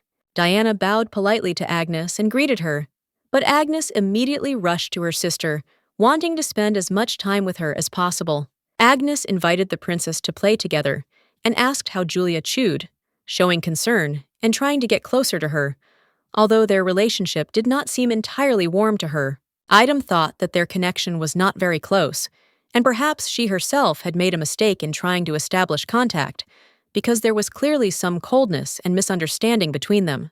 Julia turned to her and reminded her that while they were alone, they could behave freely, but when other guests appeared, Diana must strictly observe the rules of etiquette and behave in accordance with her status. Wrestle properly, showing respect and observing all the formalities required by the society in which they found themselves. But Diana did not understand why it was necessary to do this and why it was important to obey these conventions. She did not see much sense in it. Julia noted that if Diana did not follow these rules, she could be reproached and condemned for such behavior among the guests, which could damage her reputation. Then Diana stood up and said that their relationship really left much to be desired. There was a lot of misunderstanding and tension between them. She admitted that their relationship was simply terrible, and there was no warmth or trust between them, only coldness and alienation. Agnes found the situation dire. Being reproached for such trifles was an unpleasant and disturbing experience for her. Someone asked why this was happening, and the maid turned to Lady Agnes, reminding her that she was no longer a little girl, but a grown-up woman who should behave accordingly. She had to adhere to the manners and rules of conduct that were appropriate to her age and position in society. Diana hoped that this would not upset Agnes and make her cry, because she knew how difficult it was for her to deal with criticism. Agnes noted that she had always been like this and had never had any problems with following rules and manners since childhood, so such comments came as a surprise to her. Diana was reassured that nothing bad would happen and noticed that Juliana's sister, Agnes, was too indifferent to what was happening, as if she did not care about any problems. This created an uneasy feeling. She hoped that because of such indifference, the princess would not make some scandal here or turn everything upside down with her behavior. This was important for Diana's peace and order around. The baby seemed completely ignorant to Diana, and she thought that since Agnes had come to visit, she would simply leave without causing problems or interfering in affairs. Naive hopes that soon dissipated. Next time, Diana would not trust so easily and would not allow the situation to repeat itself, because such moments could result in trouble and damage the reputation of everyone around. As Agnes left, Diana noticed her sly grin, which indicated that the girl was pleased with the current situation and, perhaps, had something of her own in mind, not entirely honest and open. After that, Diana looked closely at Juliana's reaction, trying to understand how she perceived what was happening and what she was going to do next in this confusing game. It was clear that the princess was not herself at the moment. Her look and behavior did not correspond to her usual calm and reasonableness, as if something was deeply troubling her. Apparently, Agnes occupied a higher position in their internal hierarchy than Juliana herself, and this gave her certain advantages and influence in their circle.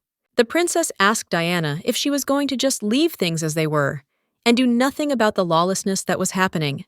She looked down on Diana, as if questioning her abilities and determination, and Diana, although she understood this, could not change the situation or confront the princess directly. The princess then ordered Diana to protect her interests, stating that she should use her strength and influence to not show weakness in front of others and to show who is the boss. Diana should not have shown her weakness to the girls and not given in to provocations. Otherwise, it could have negatively affected not only her reputation, but also the position of the princess herself. Diana's reputation was closely linked to that of the princess, so any actions or reactions Diana took could have far-reaching consequences for both, especially in such a tense environment. Diana realized that the princess was really tired, and she allowed her not to study today, because she herself needed to rest after a long day. This was important to Diana. She took it seriously. Diana bowed deeply, expressing her respect and understanding of the princess's request, fully accepting her decision and willingness to support her at this moment, without insisting on her duties. As Diana was leaving the room, she thought about the princess's words, trying to understand the hidden meaning and true feelings that she had not expressed directly, but only hinted at with her behavior. She thought that the princess might have some dislike for her, but she quickly realized that this was not the case. Her impressions had deceived her. Her and her true attitude was quite different. The princess often spoke in riddles and hints, like a child who cannot directly express her emotions, and her anger appeared only when it was convenient, hidden behind vague hints. Despite all this complexity and secrecy, Diana understood that even with such behavior, the princess could not help herself or those around her, remaining in her inner closed world. After some time, the princess sat on the balcony, feeling her head splitting from pain and tension, unable to find a way to ease her condition, despite her attempts to distract herself. Then her gaze fell on the book that Diana had once brought, and she wondered why this particular volume was nearby at this moment, as if trying to find an answer or consolation.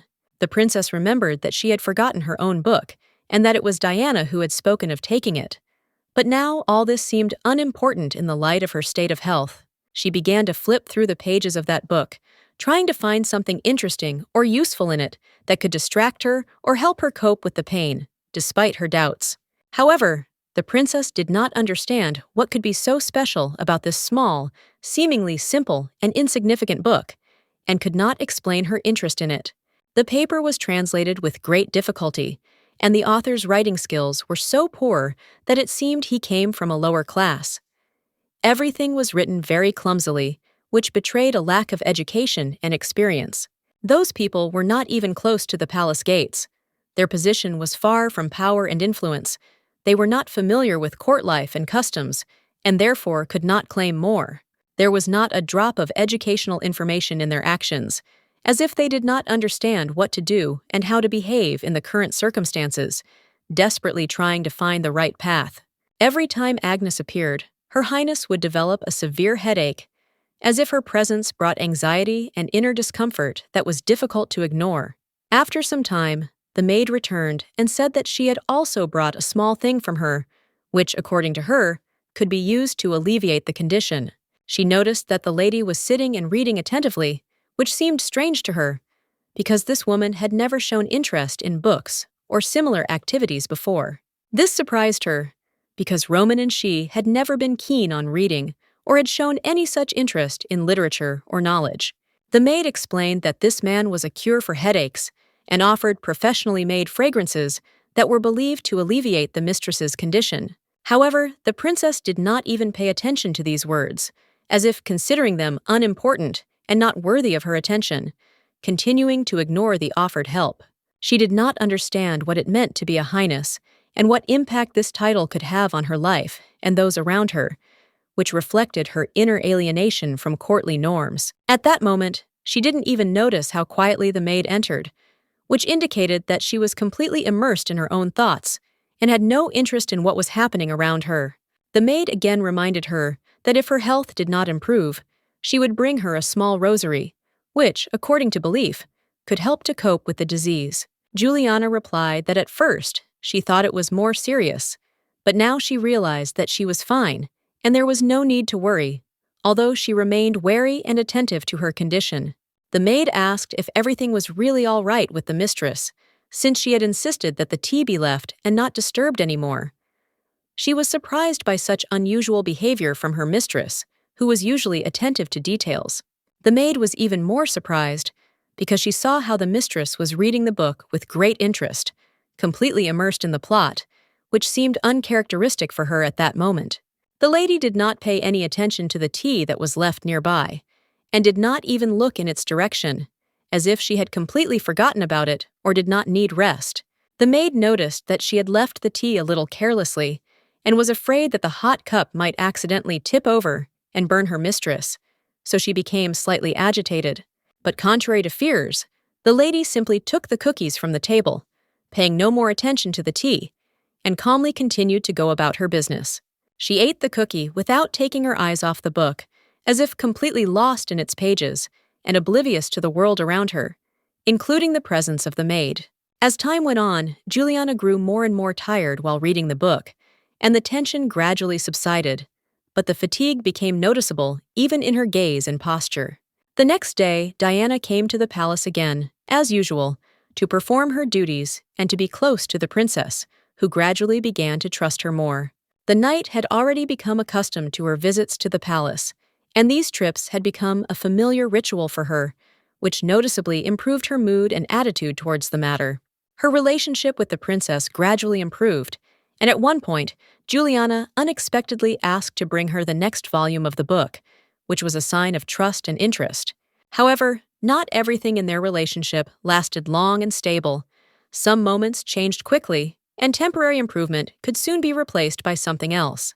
The maid had warned her that Diana would have to return home that day, and this decision was inevitable, although it seemed a little unexpected.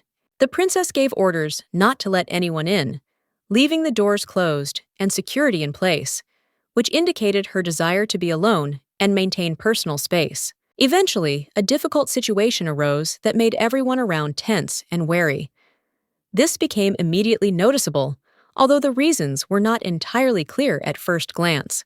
Diana was curious about what exactly had happened and asked the maid. She replied that they were currently having serious problems that required immediate attention and solutions. His Highness the King decided to transfer Agnes to the palace in order to be closer to her and control the situation personally, which caused unrest and gossip among the courtiers.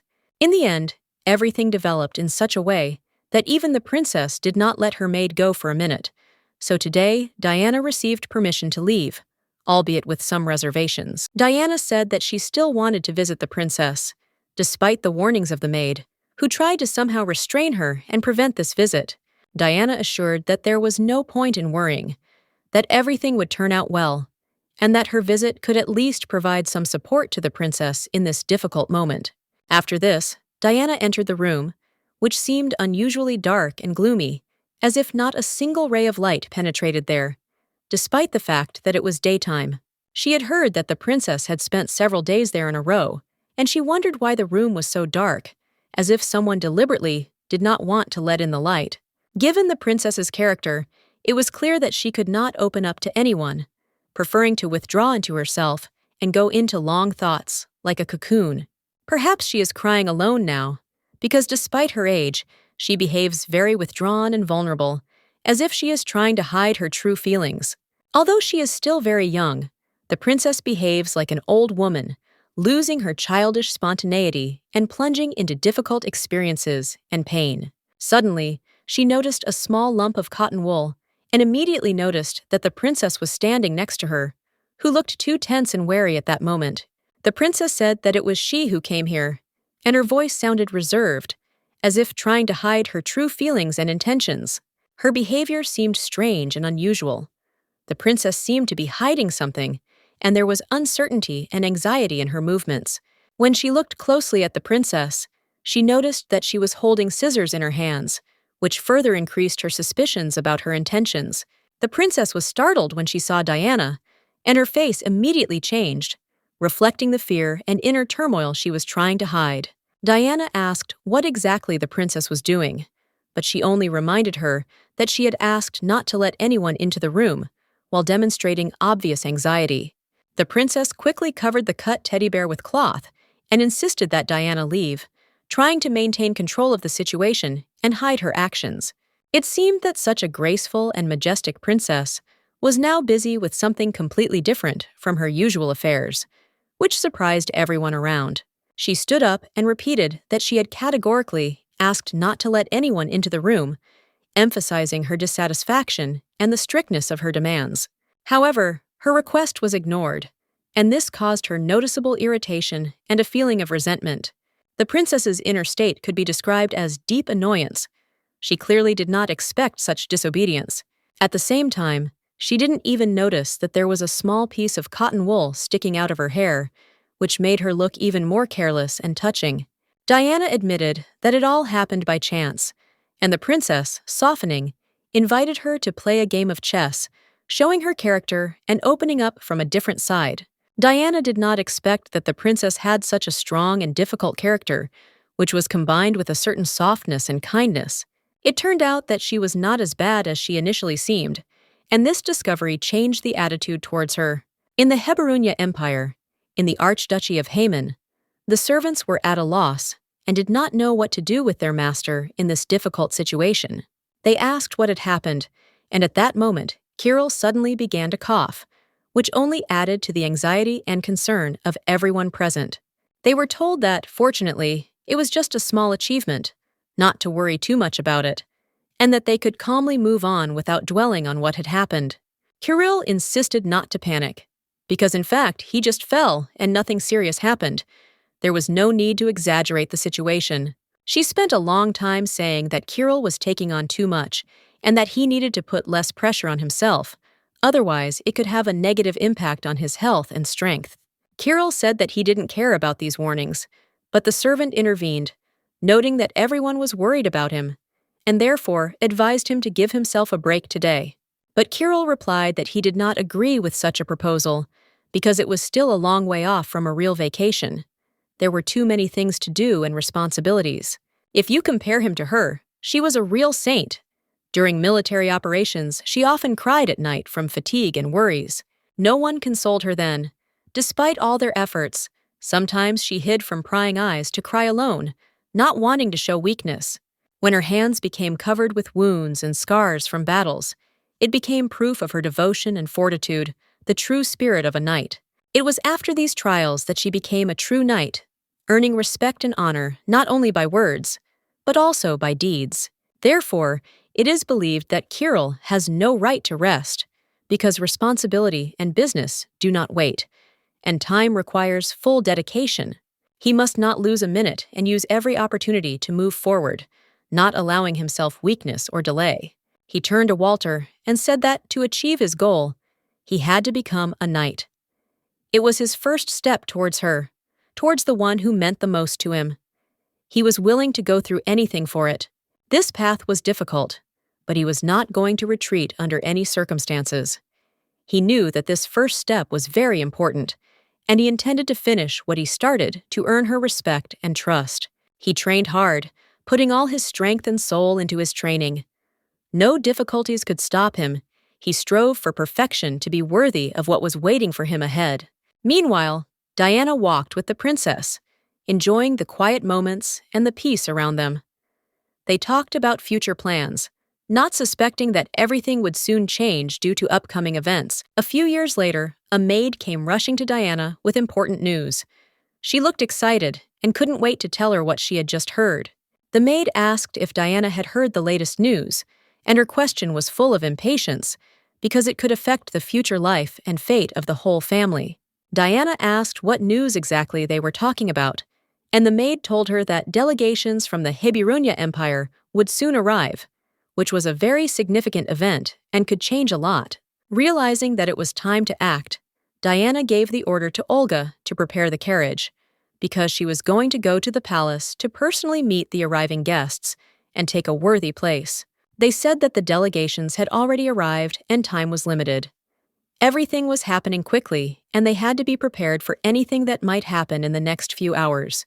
Diana was very grateful to Barrow for the help he gave her. His support was important, and she appreciated his dedication and efforts to the cause. Everyone around her thought that Diana looked dazzling, as if she was shining with her inner strength and beauty. Her confidence and determination inspired those around her. She asked Barrow how things had been lately, wondering if there had been any progress or changes that might affect their plans. In front of Barrow, like an obstacle that stopped his growth and efforts on the way to his goal, he realized that new challenges lay ahead. He assured that there was no need to worry, that he would definitely overcome this wall, because this was the only way he could become stronger and better protect the one for whom all this was started. He had to do this first and foremost for himself, not for her. If he had stayed in the palace, he would have already held a high position, but he chose a different path, realizing his personal responsibility. Diana expressed hope that he would be able to cope with all the difficulties. Her words were more of an encouragement in case he really decided to accept her help. He was truly grateful to Diana, especially considering that the empire had made a decisive move in politics that would affect everyone around it. This meant that war would soon begin, which could no longer be avoided. Tensions were growing, and preparations were becoming inevitable. Juliana approached Diana with an important question, hoping to get her attention and share something personal. However, Diana did not answer right away. Her thoughts were occupied with internal reflections, and she hardly heard the words of her interlocutor. Juliana announced that she had started dating someone, wanting to share the news even though she didn't fully understand the feelings yet. Her mind was so immersed in these experiences that she seemed detached, as if immersed in her own thoughts. Diana was surprised and asked why she was asking such an unexpected question, trying to understand the princess's true motives.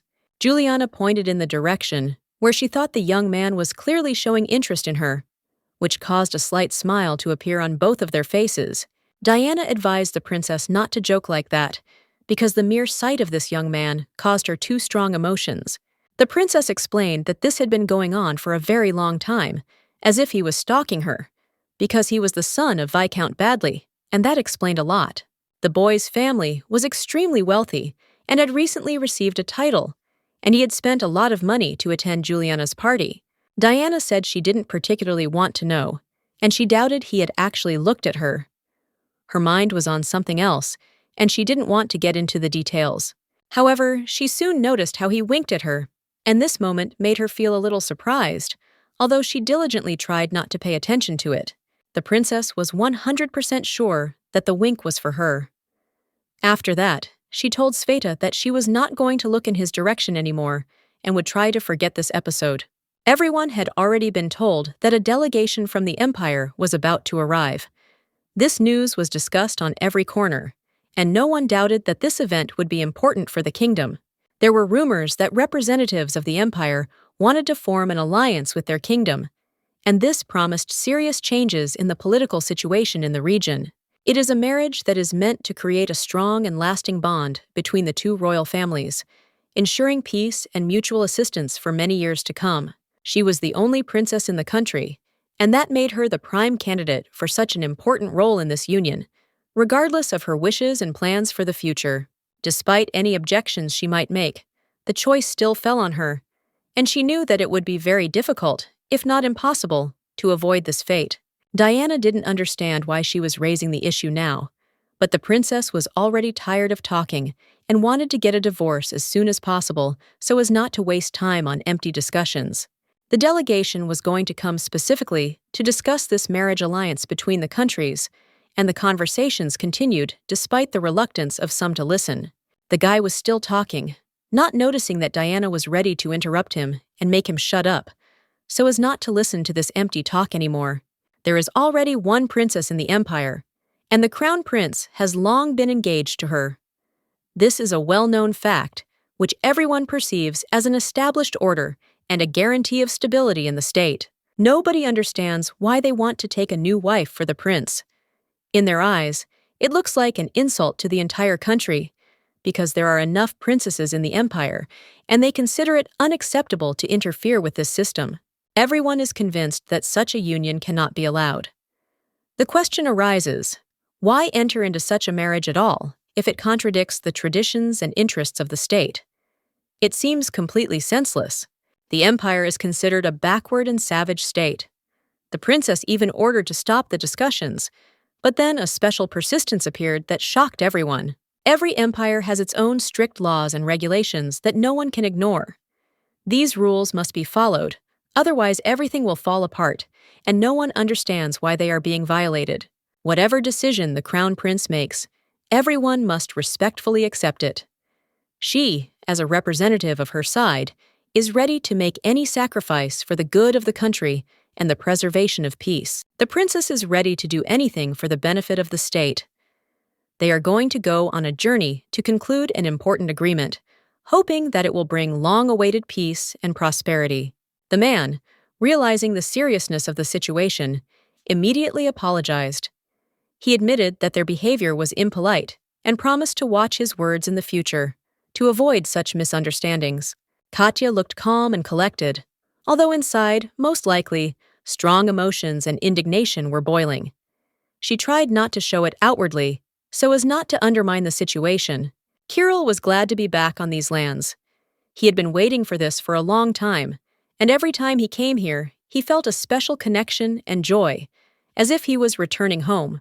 Each visit to these lands left him with deep impressions. He carefully noticed everything around him, absorbing the atmosphere and beauty that could not leave even the most severe person indifferent. These lands were distinguished by their extraordinary fertility. Here, nature was generous, and despite all the difficulties, the land gave a rich harvest, which made it a real treasure for the inhabitants. This land was very different from the lands of their empire, and the locals seemed completely different. Everything around was unfamiliar and different from what the inhabitants of their native lands were accustomed to. Because of this, many tried to seize at least part of this territory for themselves, because here one could find wealth and power, which they wanted to possess as quickly as possible. Soon they planned to rest at the next portal to regain their strength and prepare for new adventures, which promised to be no less difficult.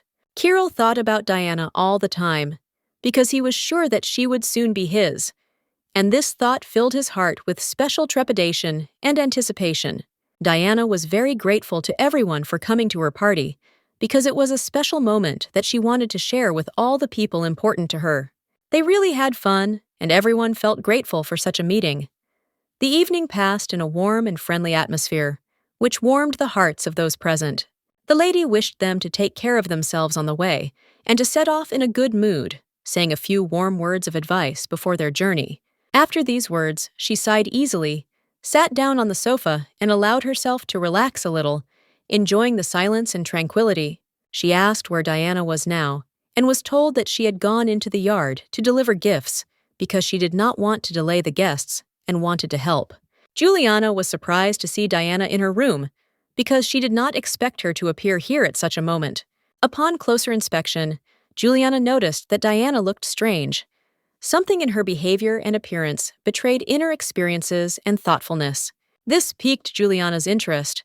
She became curious about what Diana could be thinking about so much, and what could be bothering her.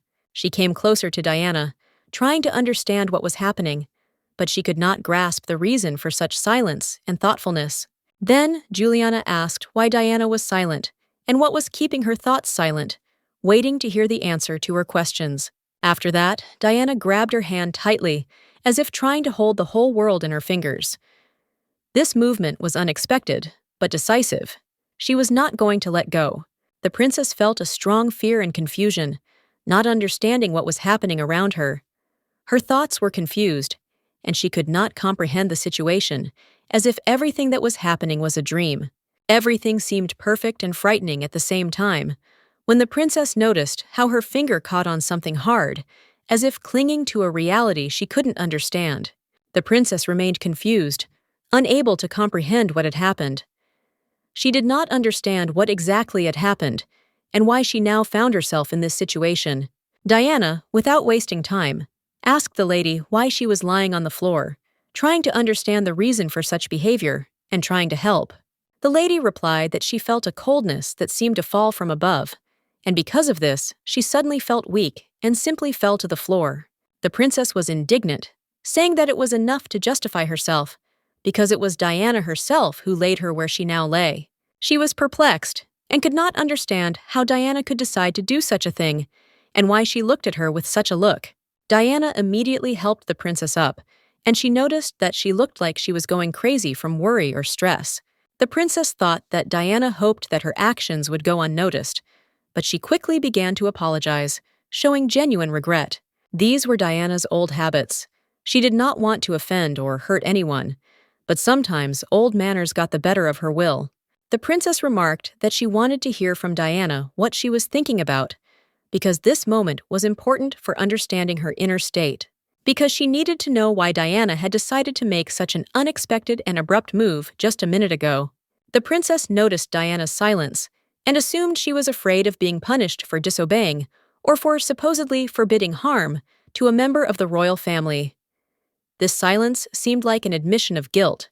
Diana replied that this was not the case and admitted that she did not know how to explain the situation.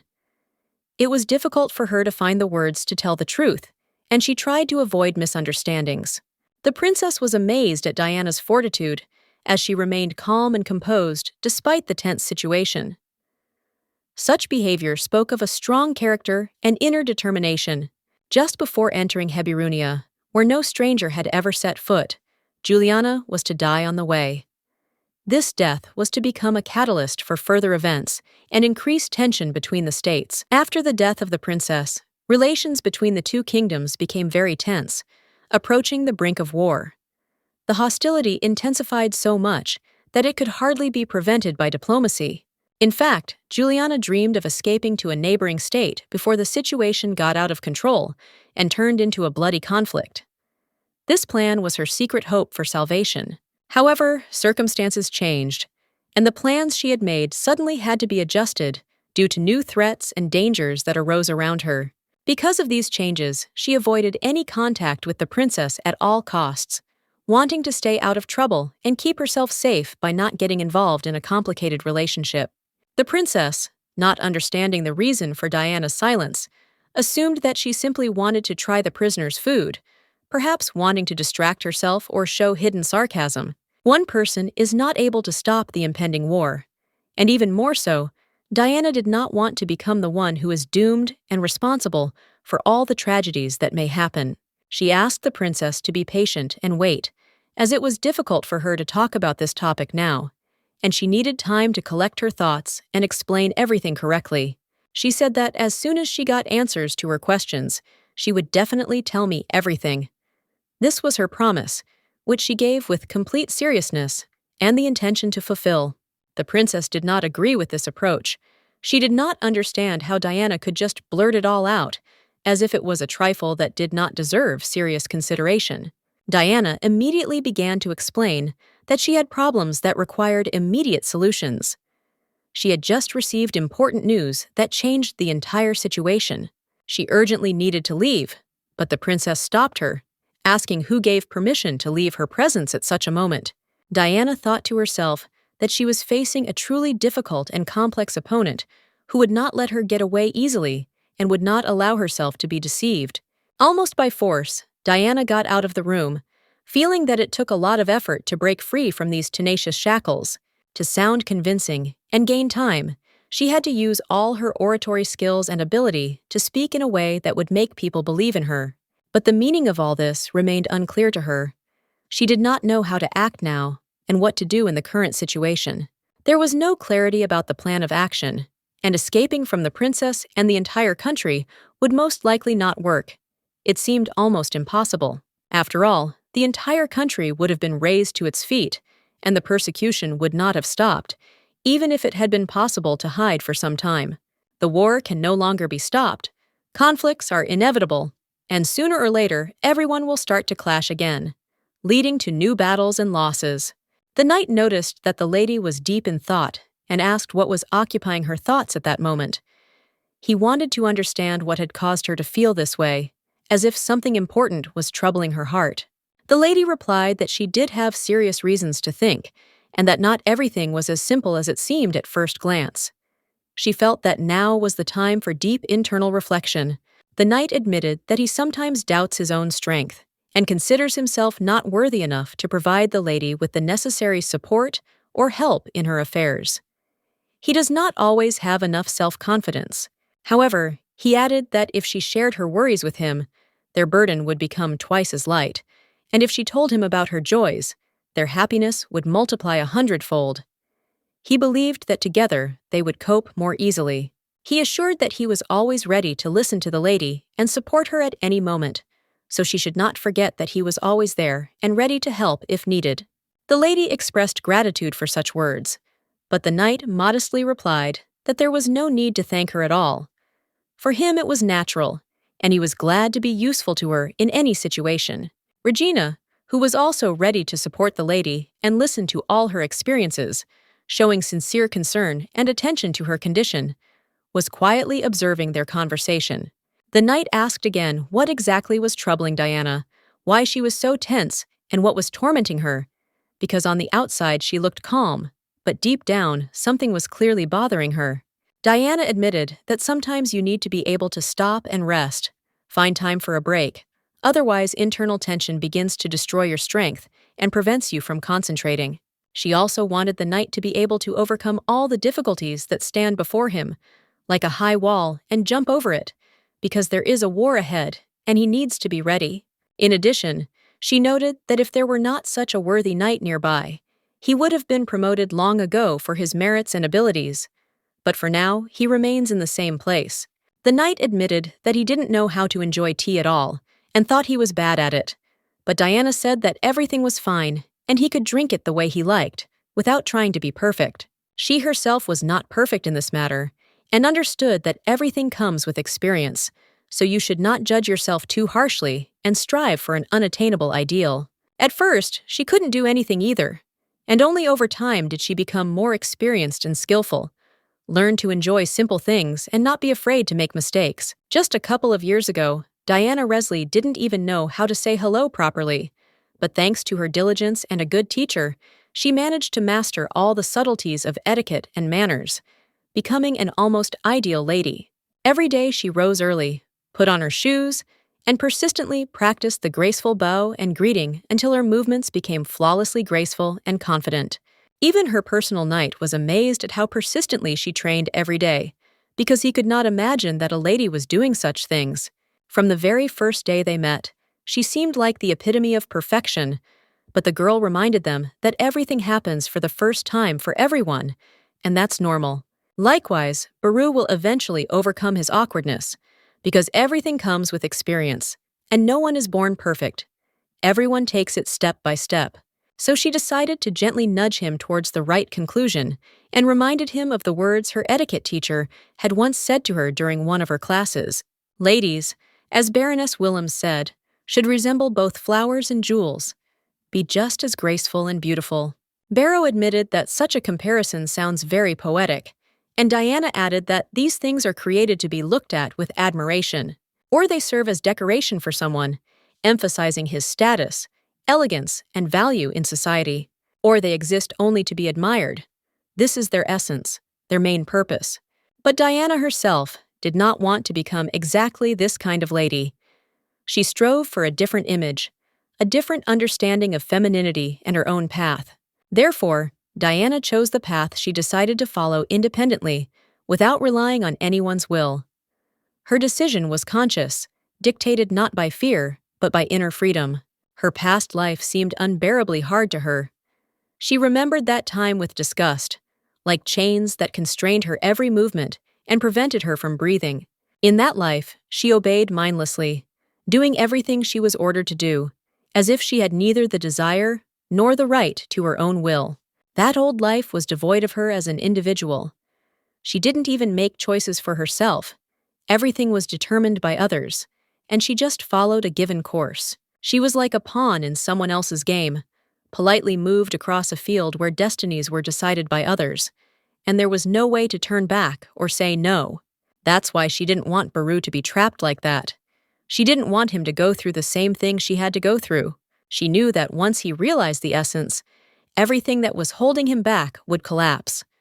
Then, his doubts would disappear, and a new path would open up for him, and she quietly asked him if he realized it. He admitted that he was beginning to understand something, but it was still difficult for him to grasp the essence, as if a fog was preventing him from seeing what was being discussed. She noted that by telling him her story, she not only pointed out her past, but gave him the opportunity to see his own path, the one that awaits him. Diana added that if you compare their destinies, you can see similar twists. He will soon realize this himself, and then the choice will become obvious. Olga was genuinely surprised. Could this man really be the one the lady had chosen? He who spent his days lazily reading novels and being carefree? But Diana abruptly interrupted her thoughts and ordered her to remain silent, not allowing even a shadow of condemnation. Her choice was final. Regina entered Diana's chambers without knocking, breaking the usual silence that reigned in the room. She looked worried, and her gaze was full of determination, as if something important had been left behind the door. Without further ado, Regina said that her father had ordered Diana to come to him. The words sounded stern, with a hint of command, and left no room for discussion. Diana frowned slightly, not expecting such an invitation. She closed the book she was reading earlier and carefully placed it on the table, thinking about the reason for such a call. Not wanting to drag things out, she left the room and headed down the corridor towards the chambers where the head of the family was. Her thoughts were chaotic and wary. On the way, Regina stopped her. She suddenly grabbed her wrist, as if trying to explain something or keep her from taking further steps. Diana was confused, not understanding what was happening to her friend. Regina was behaving strangely, and there was tension in her voice, as if there was a reproach hidden behind it. Regina insistently asked to be heard. It sounded more like a demand than a request, and Diana had no choice but to freeze in place. Then she asked sharply what Diana's relationship was with her personal knight. Diana was stunned. She did not understand where this wild fantasy came from. She calmly explained that between them, there was only the official status of lady and knight, and nothing more. There was weariness in her voice from empty accusations. She tried to answer as clearly as possible, but Regina didn't seem to hear. She hesitated and looked as if she didn't believe her own suspicions. Diana added that she was not aware of other people's speculations, but she did not want to be drawn into such scenes. She made it clear that this was not her game. In conclusion, she coldly said that she was tired of discussing this and that Regina should not allow herself to ask such questions in the future. It affected her honor. Regina, taken aback by such abruptness, asked again, as if hoping that she had misheard or misunderstood the meaning of what was said. After that, she stood right in front of Diana, her eyes sparkling, and she declared that she was the one who felt insulted, because Diana was again dumping everything on her. She was both a friend of Princess Juliana and the lady of the Knight Barreau, who guarded her from the moment of her rebirth, when she swore never to take up arms again and never return to her former life. Regina could not understand why everyone around her was only talking about Diana, why the attention, honor, and even rumors seemed to revolve exclusively around her. She was tormented by a feeling of injustice. She did not understand why Diana got everything, although she had done nothing special and did not strive for either power or love. One day, Diana suddenly asked if Regina wanted to know the truth, hinting that there was more to her name than just the favor of the royal family. It all started with Regina feeling that even her own desires seemed not to belong to her, and everything around her was slowly but inexorably moving towards Diana. Then Regina realized everything. She understood that this was not her story and not her place, but she still said that Diana did not deserve this unconditionally either. Despite everything, deep down she felt that Diana shouldn't have had all this either, and that the world was unfairly pushing them both into roles that weren't theirs. There was a strange feeling that everything had gone wrong from the moment Diana had renounced the sword, as if giving up her power had upset the order of things. Although Regina herself didn't care who she was, a lady or a knight, she always believed that what was more important was not the title, but how a person behaves and what he really wants. However, inside her, there was still a growing conviction that Diana was to blame for everything, and even her silence, her choices, and her indifference seemed to hurt the most. Diana sternly ordered him to move away, because she urgently needed to move on, without losing a second. There was a determination in her voice that did not allow for objections, as if any delay could cost too much. Regina, sensing the gravity of the moment, silently stepped aside, allowing Diana to pass. She realized that it was better not to interfere, because what was happening clearly went beyond the scope of a normal visit. Maybe Diana is doing the right thing. Sometimes it's hard to understand someone's actions at first glance, but over time, it becomes clear that they were dictated by necessity. Things didn't go according to plan, and Diana herself was the reason. Her actions, unpredictable and bold, set off a chain of events that changed the course of a fate she already knew. She never thought about the reasons for her return to the past. Why was she the one given the chance to start over? Was she really that important to something greater? She was plagued by doubts. If she told someone the truth, would anyone believe her? Or would they think she was crazy? This question had haunted her since she woke up in a new world. She didn't have time to think about it properly because suddenly she received a message. Someone was asking for her hand. Surprise turned to anxiety because she didn't know who exactly had proposed. She tried to understand why this question had arisen now, and, unable to resist, she asked who this person was. She had not expected the answer, and it really stunned her.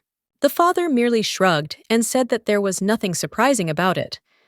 Princess Juliana was about to get married, and now that the puppet role had been played, it was time for her to look for a groom. Diana, to her own surprise, liked the family.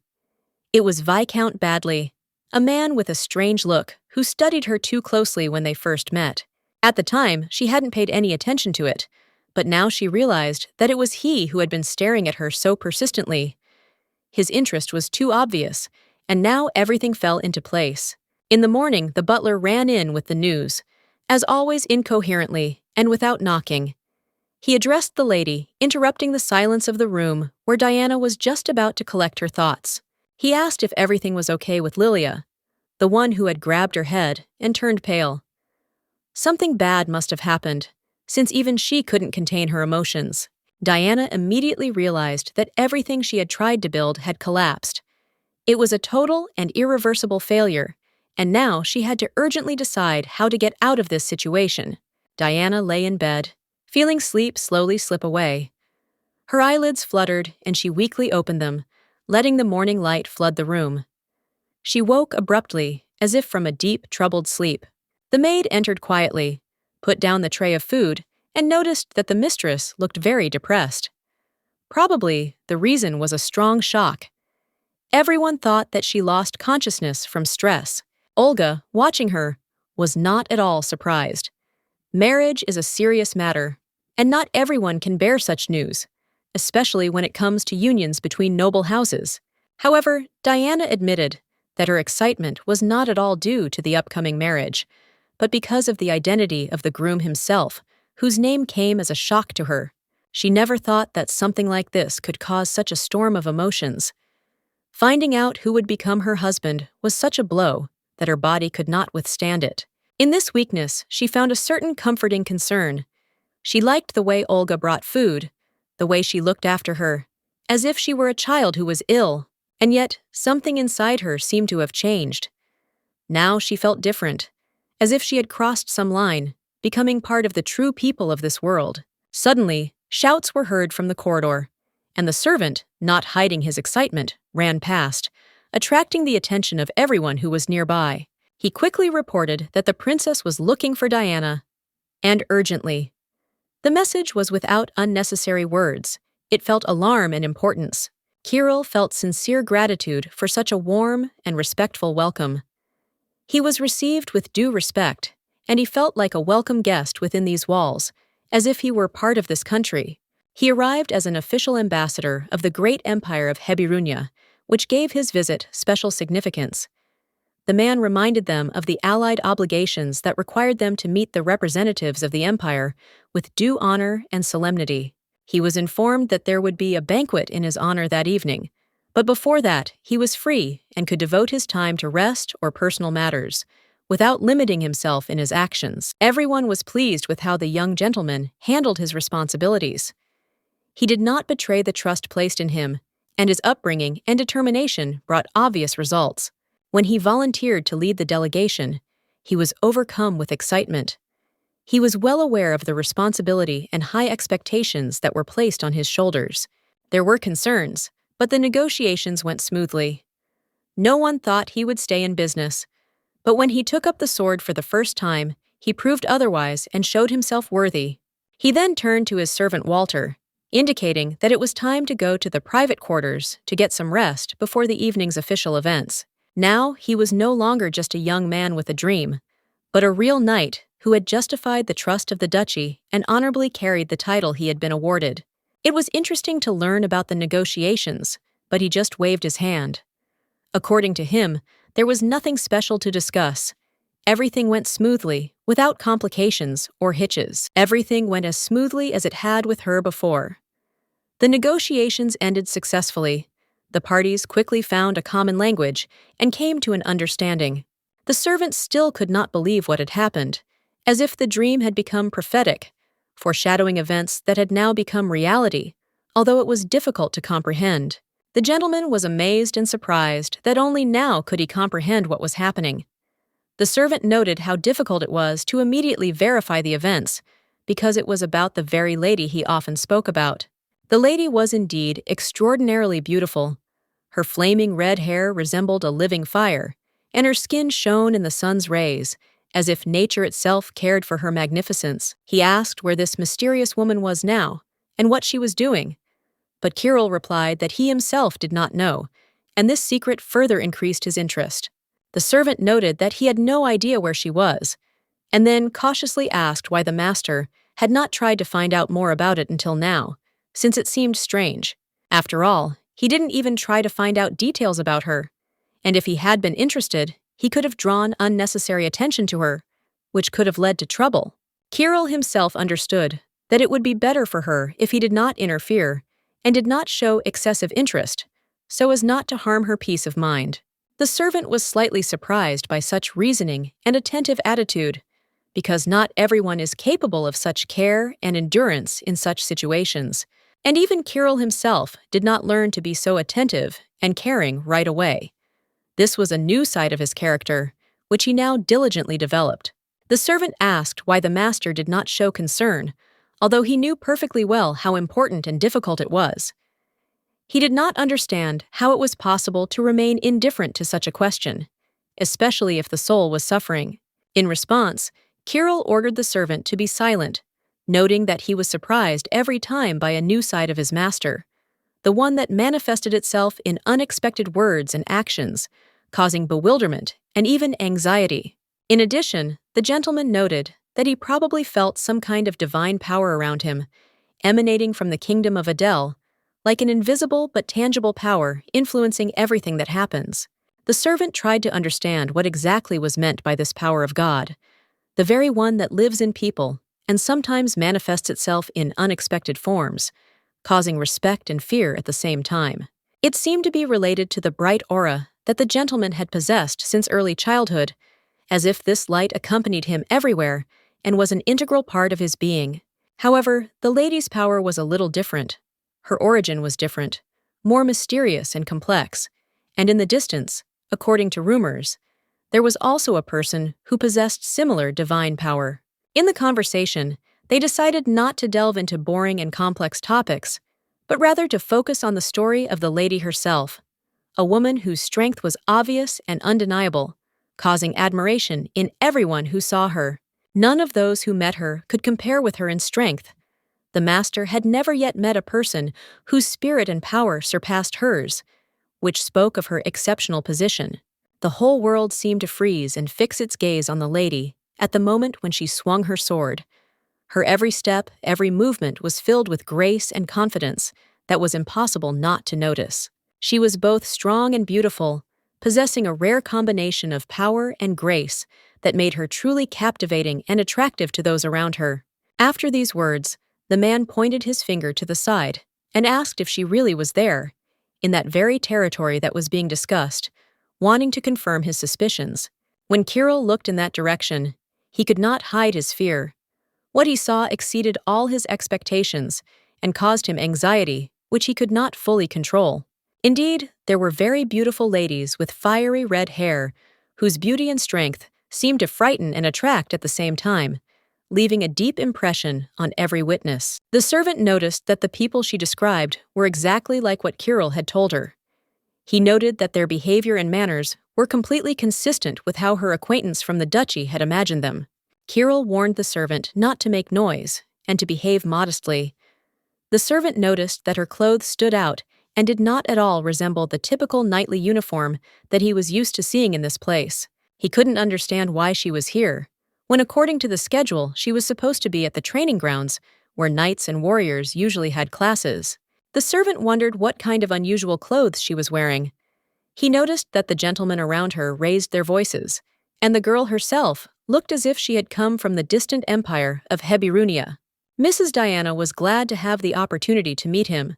She introduced herself as the second daughter of the Viscount Resley, who owned the lands, and said that her name was Diana, which immediately earned the respect of those around her. Despite the greeting, no one present understood what she was doing there, why she had suddenly appeared in a place where it seemed she did not belong. It was important to ask this question as casually as possible, so as not to disrupt the atmosphere and not to cause tension among those gathered, who were still looking at the stranger with distrust. Diana herself wanted to know why she was here, and asked about it, trying to understand what was happening and what it would all lead to. The servant tried to find the words to explain the situation to the young master, to make him come to his senses and realize what was happening, so that he would not lose control of himself. He tried not to ask this question directly, fearing that a harsh approach would only aggravate the situation and cause unnecessary irritation in the young master. At that moment, she realized that it was Kirill, whom she had known before, who stood in front of her, but now he looked completely different than in her memories. His changes were so noticeable that at first she couldn't even recognize him right away. He was so different in appearance and behavior. Now he was completely different from how she remembered Kirill from her past life. Now he looked different, with new features and character. Perhaps it was at this age that he had been like this, different, more mature, and changed, and this explained all the changes in him that she now observed. Her heart suddenly started beating faster, making her feel irritated and angry because she couldn't cope with this unexpected excitement that prevented her from staying calm and in control of herself. He explained that what he really meant was that he was simply interested in knowing what people do in this place and how they spend their time there, rather than anything more personal. She was very irritated by how hard and loudly her heart was beating, as if it did not obey her and betrayed all her inner insecurity, despite all her attempts to control her emotions. She understood that it was pointless to stand here and talk to a man who had hurt her and even killed her in a past life. But for some reason, she still remained, not wanting to leave. She wondered how exactly she should answer the question of what she was doing here, because an honest answer could cause too many questions and misunderstandings. He suddenly blushed with embarrassment and was completely at a loss, unable to find the words to adequately answer her simple but important question. His servant quietly asked the young master to calm down and try not to be nervous, reminding him of the need to maintain dignity and calm. The young gentleman immediately apologized for his awkwardness and admitted that he had forgotten to introduce himself, although it was necessary to do so immediately to avoid misunderstandings. He introduced himself as Kirill and said that he had arrived as part of a delegation from Hebirunia, trying to explain his position and the purpose of his stay there. He was visibly embarrassed, trying to explain his rude words, because in reality he was only confused for a second and did not want to offend anyone or put them in an awkward position. She couldn't understand why he was so confused, because there didn't seem to be anything particularly difficult or unusual about the situation for him. In fact, she was the most confused, not understanding what exactly he was doing here, and why he even decided to show up in this place where no one was expecting him. He seemed so passive and showed no initiative at this moment that it was unclear why his behavior raised so many questions and bewilderment. Suddenly, someone called the lady, and her attention was instantly diverted. It was an unexpected voice that made her turn around and realize that something was about to change in her destiny. A maid came up, managed to find her, and pass on the news. The princess was waiting for the lady. This message was important. It meant that a meeting would soon begin that could change a lot. The lady, feeling a wave of joy and anticipation, realized that it was time to leave. She had enjoyed meeting those around her, but now another moment was coming. She had to meet the princess. His answer was polite and warm. He was also glad to meet. The servant, observing the conversation, understood that the master was talking about the lady being a knight, but outwardly she seemed to be a simple lady without any special status. The gentleman claimed that he remembered everything correctly, that she really was a knight, but together they tried to understand what exactly had happened, why now she did not look like a knight. He couldn't understand how he would be able to see her again now. The situation was confusing, and the answer to this question remained a mystery to him. The servant noted that the gentleman had acted wisely in not trying to find out details from a simple lady, because this could have attracted unnecessary attention and complicated the situation. Kirill had many enemies, and if the lady was in danger, he would never forgive himself. This awareness made him especially cautious and wary. This situation was unacceptable. There could be no slightest threat to her safety, because too much was at stake.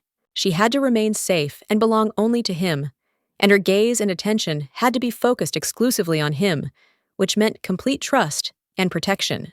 Her voice should be heard exclusively by him, so thought the gentleman, confident that he knew what would happen to him in the future. He was convinced that it was this voice that would determine his fate and all the events that would happen later. Walter wanted to understand what his master would be like in the years to come. Perhaps he would surpass everyone and become the best knight on the continent, famous and powerful, whose name would be known and feared throughout the land. However, Kirill replied that he knew nothing about his master's future. He only observed what was happening, but his knowledge was limited, and the future seemed to him to be shrouded in mystery and uncertainty. Everything he saw and understood came only from her point of view. He observed events through the prism of her perception, without being able to assess the situation from other sides or understand the motives and intentions of other people. After this, the servant asked what his master would be like in the future. He himself thought about his future, about the path he would have to take and the trials he would have to overcome. He became afraid, because it was this man with whom he had ceased to be connected when he killed her. This event forever changed the course of their destinies, destroyed previous connections, and made them think about what would happen next. From the wild expression on his face, one could imagine what he was like. His looks and behavior revealed an inner struggle and anxiety hidden behind a mask of calm and strength. Perhaps he would have lived differently if he had not let go of her dead body. This attachment did not give him peace, fettered his thoughts, and prevented him from moving forward, as if he was still in the past, unable to let go of what had happened. But the princess could not even imagine how she could be married to a 60-year-old man. For her, it was simply unimaginable and terrible, and she did not understand why such a fate fell to her lot. She didn't know that such fates are common for all princesses, that they are taught to make such decisions and come to terms with the fact that their lives are subject to someone else's will and agreements. She couldn't understand why all this was happening to her. Her soul was filled with misunderstanding and bitterness, because she felt like the only one who faced such injustice and cruelty. The delegation from Reborn carefully studied the contents of the treaty. Everyone knew that the princess would soon be married, but no one even guessed who exactly fate and power had destined her for. It turned out that she would marry not the crown prince, as expected, but the emperor himself, a man whose power was unlimited and whose influence extended to all kingdoms. If it had been about the crown prince, many would have taken it calmly and with restraint, but the marriage with the emperor caused a real storm of emotions and bewilderment among the nobility and courtiers. She sent many letters to different corners of the palace, trying to get an answer and support, but she never received any reaction. Silence and indifference became the only answer. As soon as the situation became known, they suddenly cooled off towards her. Even a taxi, which was usually ready to take her anywhere, now refused to give her a ride, as if it sensed a change in the air. It seemed that the majority went over to the side of Agnes, the king's illegitimate daughter, because it was expected that the princess would soon lose her influence and become an outsider in her own palace. Diana suggested that it might be worthwhile to write to her directly to discuss the situation, but the princess pointed out that Diana was already regularly attending her first golden celebrations, so the connection between them was not interrupted. However, the princess could not understand what exactly was happening and why everything around was turning into a real nightmare, filled with suspicion and mistrust. Today, she especially wanted to forget, and a small glass of alcohol would not hurt. The princess felt that she needed to relax at least a little and escape from reality. She started drinking whiskey, but every sip only made her feel worse. A feeling of loneliness and hopelessness grew inside her that she couldn't shake off. Diana asked to wait a little, promising that everything would get better soon, and that now all that was needed was a little patience for the situation to become clearer. She diluted the whiskey with water, and the princess tried to do the same. She felt how the bitterness of the drink softened, and along with it, her soul became lighter. The princess asked for more without hesitation, as if she wanted to prolong the fun and forget about everyday worries. Her desire seemed natural and persistent, as if it were a way to escape reality.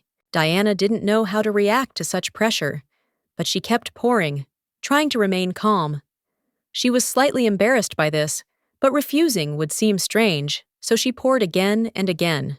Later, Diana suggested that they just get drunk, forgetting about all the problems, to release the accumulated tension. It sounded like an attempt to avoid difficulties, although it looked desperate. She understood that everything that was happening was connected to the woman who had ruined everything, and it was she who had caused the princess's condition. In her soul, Diana felt the burden of responsibility and inner anxiety. The princess was to marry the emperor, a decision beyond her control. Destiny was predetermined, and the weight of this inevitability lay on her heart. Kirill headed the delegation that prepared the upcoming events. His role was key, much depended on his actions and decisions. Despite the official calm, the princess felt a hidden hatred towards Diana. This complicated their relationship and gave rise to internal conflicts for both. Over time, Diana noticed that the princess was becoming very drunk. Her behavior became less reserved and more sincere. This gave the situation drama and unpredictability. The princess probably believed that Diana did not understand the depth of what was happening within and around her. This increased the tension between them. Regina turned out to be right in her assumptions. Her words were confirmed by behavior and emotions, which were clearly visible. Everything will change dramatically due to Diana's choice to become a warrior, abandoning her previous life. This will affect not only her, but also the fates of those around her, causing new events. She couldn't believe that, for the sake of those whose lives had changed because of her, she would have to take up the sword again and return to the past. This caused a strong internal conflict and anxiety. Diana knew that the princess didn't like her, and knew the reasons for this, but this didn't bring her relief, but only increased the tension. The princess asked Diana if she knew why exactly she disliked her, but she could not answer, since she herself did not fully understand the reason for her dislike. The princess explained that it was all because Diana was too similar to little Agnes, the king's illegitimate sister, which brought back painful memories for her. The lady was shocked by the words, and admitted that it seemed easier for her to hear the comparison with a hippopotamus than to realize that she was seen completely differently. This hurt her. The princess tried to soften what was said, saying that the hippopotamus, although not perfect, evokes sympathy, which cannot be said about the situation between them, adding irony. She openly admitted that there was no love between them, as the union was only a political agreement, without feelings and mutual attraction, which was obvious to everyone. It was about a king and queen whose marriage was initially a formality and a political move devoid of sincerity, which explained the coldness of their relationship. The princess hoped that there was respect between them that could make the relationship bearable, but this turned out to be an illusion, and respect did not save the situation. Suddenly, the Marquise and a woman who resembled him appeared, and Agnes turned out to be an exact copy of her mother, reinforcing the impression that family traits and destinies were repeating themselves. Then the princess realized that His Majesty knew how to love children, because the Marquis showed warm feelings towards the heirs, in contrast to his coldness towards other people. Unlike him, she couldn't even make him smile, despite all her efforts, which left her deeply disappointed. Her efforts went unnoticed, which made her efforts pointless and unappreciated. She thought that kindness and patience would help the king love her, but this faith turned out to be empty. His feelings did not change despite her attempts to become a better man. The princess realized that she was wrong to believe in these hopes, because not every heart opens, even with the most sincere and strong efforts. After that, she took another bottle and offered everyone a drink, trying to forget with alcohol and get away from the heavy thoughts that were weighing on her soul. She drank quickly, without thinking, and Diana tried to stop her, realizing that it was impossible to forget like that, but it was impossible to change her mood and determination. Juliana ignored Diana's attempts and said that the evening was just beginning, that there would be many more revelations and emotions ahead. She wondered why such a beautiful girl was behaving strangely and boldly, as if she was not aware of her beauty and attractiveness, which amazed everyone. Diana didn't expect to hear such words. It confused her, because no one had ever said such things to her so openly and directly before. The princess noticed that Diana always attracted attention and was angry when she saw guests secretly looking at her in groups. Diana understood these feelings because she had once been in the princess's place and felt irritated by other people's attention.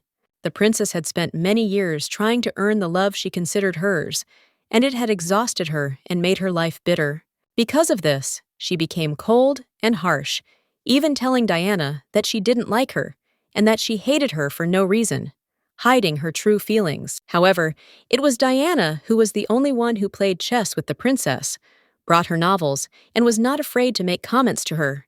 All this irritated the princess, but the fact that someone was there and did not reject her brought at least a small feeling of warmth and support. She was truly grateful for this, because she knew that there were few people around her who could understand or support her the way Diana did. After a long conversation, the princess finally said that it was time to say goodbye, as if she had resigned herself to the fact that their paths were diverging, but the memory of this would remain. They parted after a game of chess, with Diana's usual grumbling, and even with those strange books that the princess, although she did not like, still appreciated in these moments. After this, the princess could ask where Sportmaster was, noticing that the bottle was already empty and there was no more to drink. Her condition had clearly worsened due to the large amount she had drunk. The answer was that the princess had drunk too much, and now it was time for her to go to bed to recover. They tried to convince her of the need to rest so as not to aggravate the situation, but the princess continued to insist, offering to drink more, and even began to hug the people nearby, as if trying to hold on to the moment of joy and forget. In her heart, she didn't understand what to do next. Her life seemed destroyed, as if everything around her was losing its meaning and hope for the best. Perhaps she suggested that they run away from everything together, run away far away, to start a new life and forget about their problems. The princess promised that she would treat him well and sincerely asked for forgiveness for all the mistakes and troubles that might have happened. She was truly ready to leave here together, willing to leave the past behind and try everything again, somewhere far away. The princess asked to be taken far away, to a place where no one could find her, and where she could start a new chapter in her life. After all this, Diana carefully put her to bed, making sure that the princess could rest peacefully and gain strength. Deep down, Diana felt like she had missed her second chance at a normal, peaceful life, and that brought her regret. The next morning, the princess woke up very early, still with some weakness, but with the hope that everything would change for the better. She saw that Diana was still there, next to her in the room, remaining her support and pillar of strength in this difficult moment. The princess did not have time to understand when she completely passed out, so tiredness took over, and she lost track of time. It was as if she were telling Diana that her beauty was irritating, as if she herself could not understand why her charm caused such a reaction in those around her. It left a strange feeling of discomfort and doubt in her soul. At one point she cried, openly admitting that she did not want to go to the Empire, where everything seemed foreign and frightening. Fear and reluctance to leave the familiar place weighed on her, giving her no peace.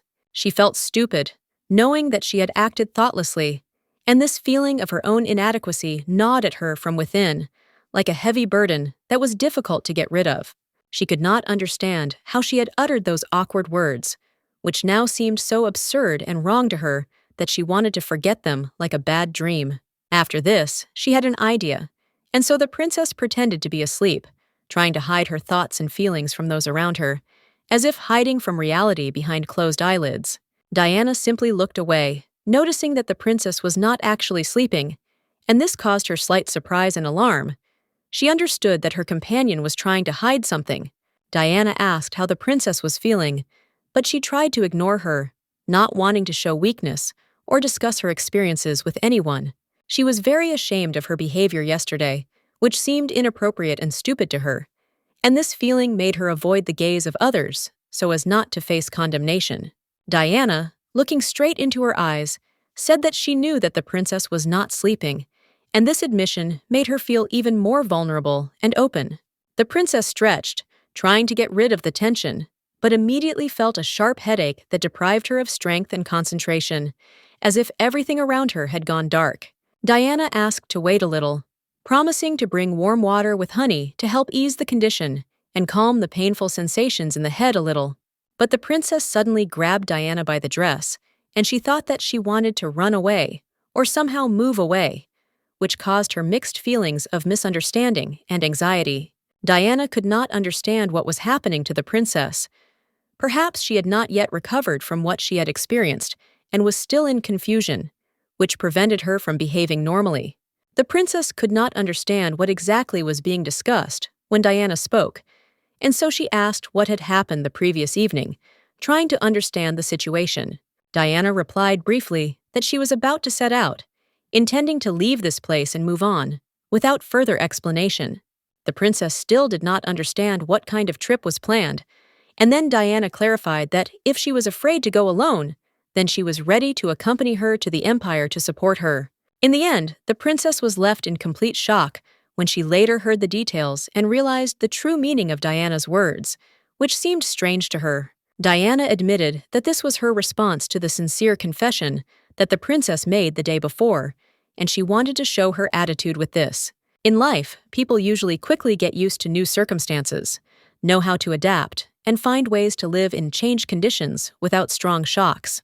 In the morning, the princess asked the maid to bring her water with honey and medicine to help her cope with the consequences of the previous evening and feel better.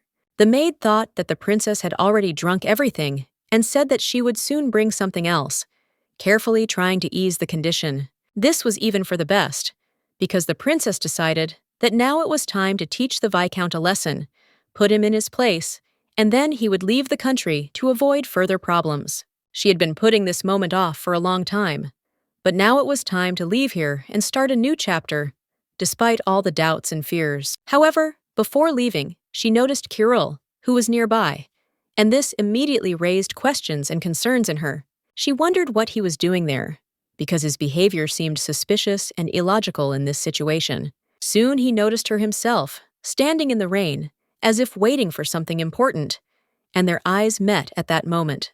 He noticed that their paths had crossed again with the lady on the street. It was unexpected, but despite the bustle, they were able to exchange glances and a quick nod, as if reminding each other of their connection. He had to do something, and the lady confirmed it. The words were unclear, but the meaning was clear. It was an important matter, requiring attention and determination on his part. He noticed that it rained frequently here, while his native land had been experiencing a prolonged drought. The contrast in weather seemed strange, as if nature were playing a game with him. In the capital, everything seemed to be fine with the weather, but outside of it, there was an acute shortage of water everywhere. This was worrying, because without water, life loses its meaning and nature loses its power. He was surprised that, despite the drought, the fruit only grew sweeter, as if the earth itself was trying to please in difficult times. It seemed a mystery, but a pleasant surprise.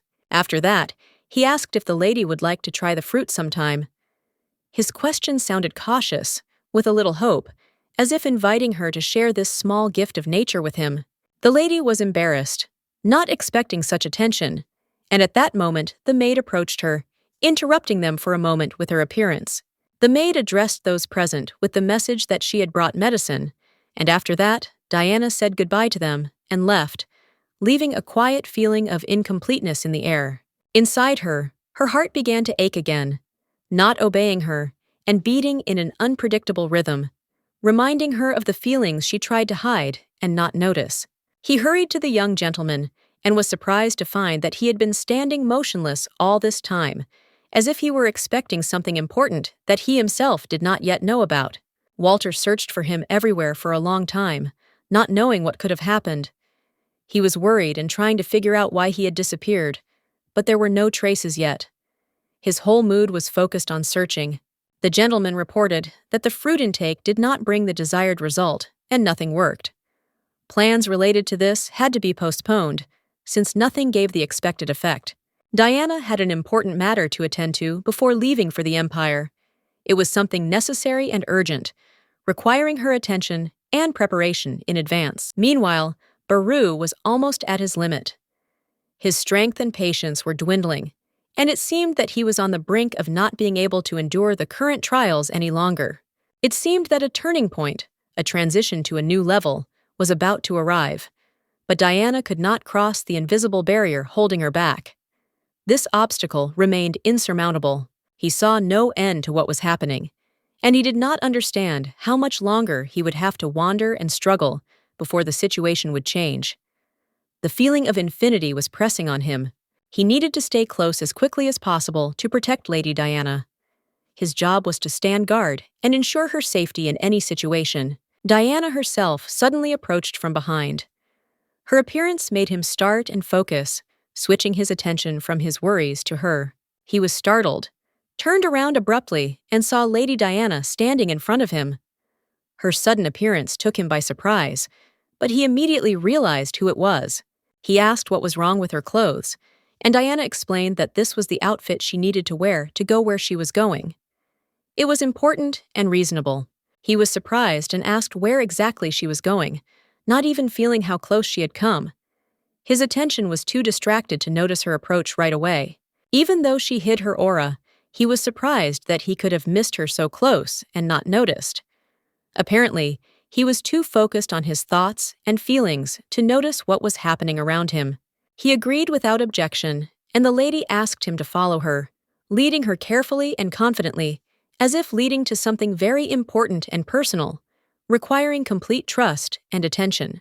He could not understand how it was possible that she climbed the mountains so easily and smoothly, demonstrating an amazing lightness, as if the wind was carrying her, and not the usual fatigue was fettering her body. He was amazed by her endurance, which was incredible and almost equal to the strength of experienced knights he had once met.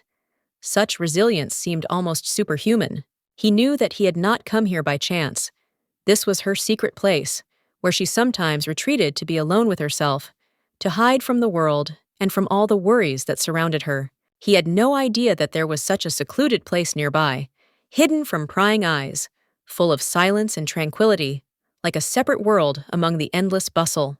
Everything was perfect here, and she admitted that she wanted to tell him something important, but her words were delayed, as if they were afraid to disturb this atmosphere of peace. She invited him to initiate the conversation, as if inviting him into a confidential exchange of thoughts, which meant that something unusual was about to happen. He couldn't understand what exactly she was talking about. Her words seemed mysterious, as if they were hiding a deep meaning that he couldn't yet decipher. She said that she had just stabbed him in the stomach, words that came out of nowhere and made his heart beat faster, because it was like a confession of something very serious. She added that she had intended to wait until he could overcome his limitations so that they could face the challenges together.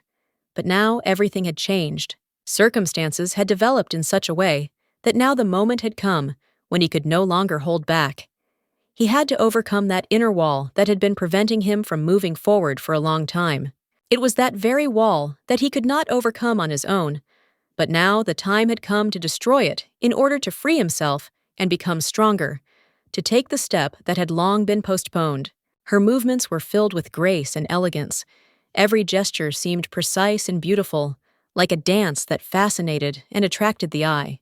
At the same time, she asked him to draw his sword, warning that if he did not do so, he could suffer, hinting at the seriousness of the situation and the inevitability of conflict. He really became scared. Fear took hold of him, because now everything depended on how ready he was to accept the challenge and defend himself in this unexpected clash. He clenched his teeth, trying not to show his emotions, but internally he felt the tension that was growing with every second in this difficult situation. He asked if this lady was really the one rumored, trying to hide the doubt in his voice. The lady noticed that he himself understood very well who she was, and there was no need to ask again. She turned out to be Lady Diana Resley, known for her determination and unyielding character. He asked again, unsure if it was really Lady Diana in front of him, looking for confirmation. She explained that she understood his confusion, but now he had to be extremely focused and attentive. She asked if he really intended not to draw his sword in such a situation, demonstrating the seriousness of his words. As she began her attack, she forced him to reach for his weapon, but he held back and did not draw his sword completely.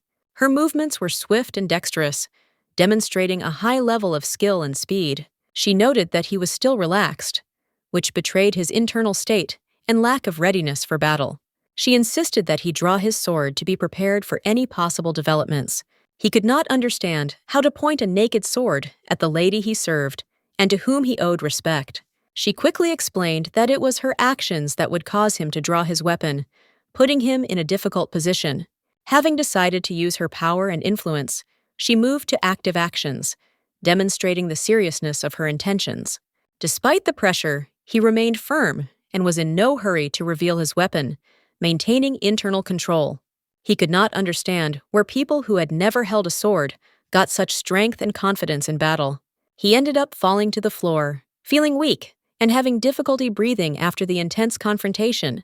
She used her magic, and its effect was so precise that it cut his skin. The prick was unexpected, but not too deep, although he had not expected such a turn of events.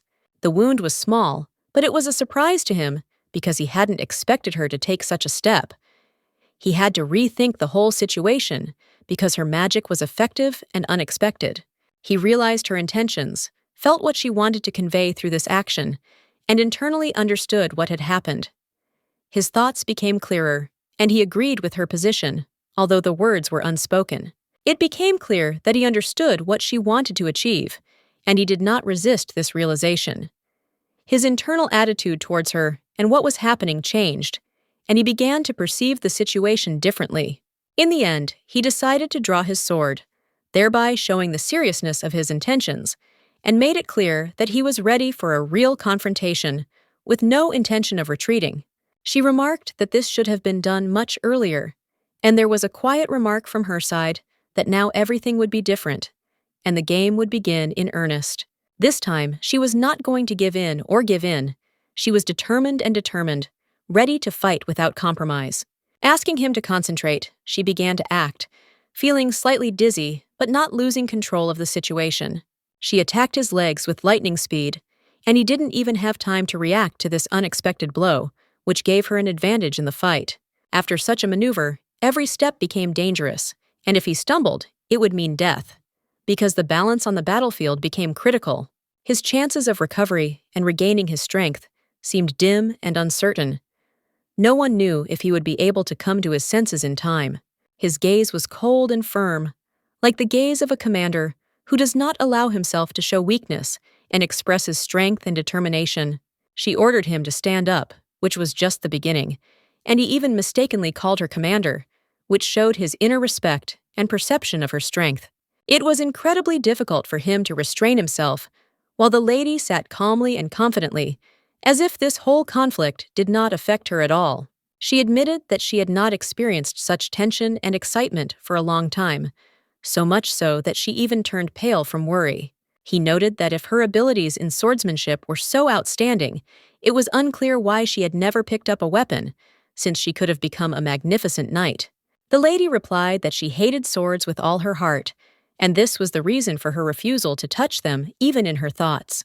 She will definitely not take up the sword a second time, because this idea is unacceptable and disgusting to her. She expressed her wish that he would become stronger and tougher to protect himself and her, since she herself would no longer fight with a sword. So her goal is to make sure that she gives up weapons forever, and that he is the one who will be strong and decisive in this role.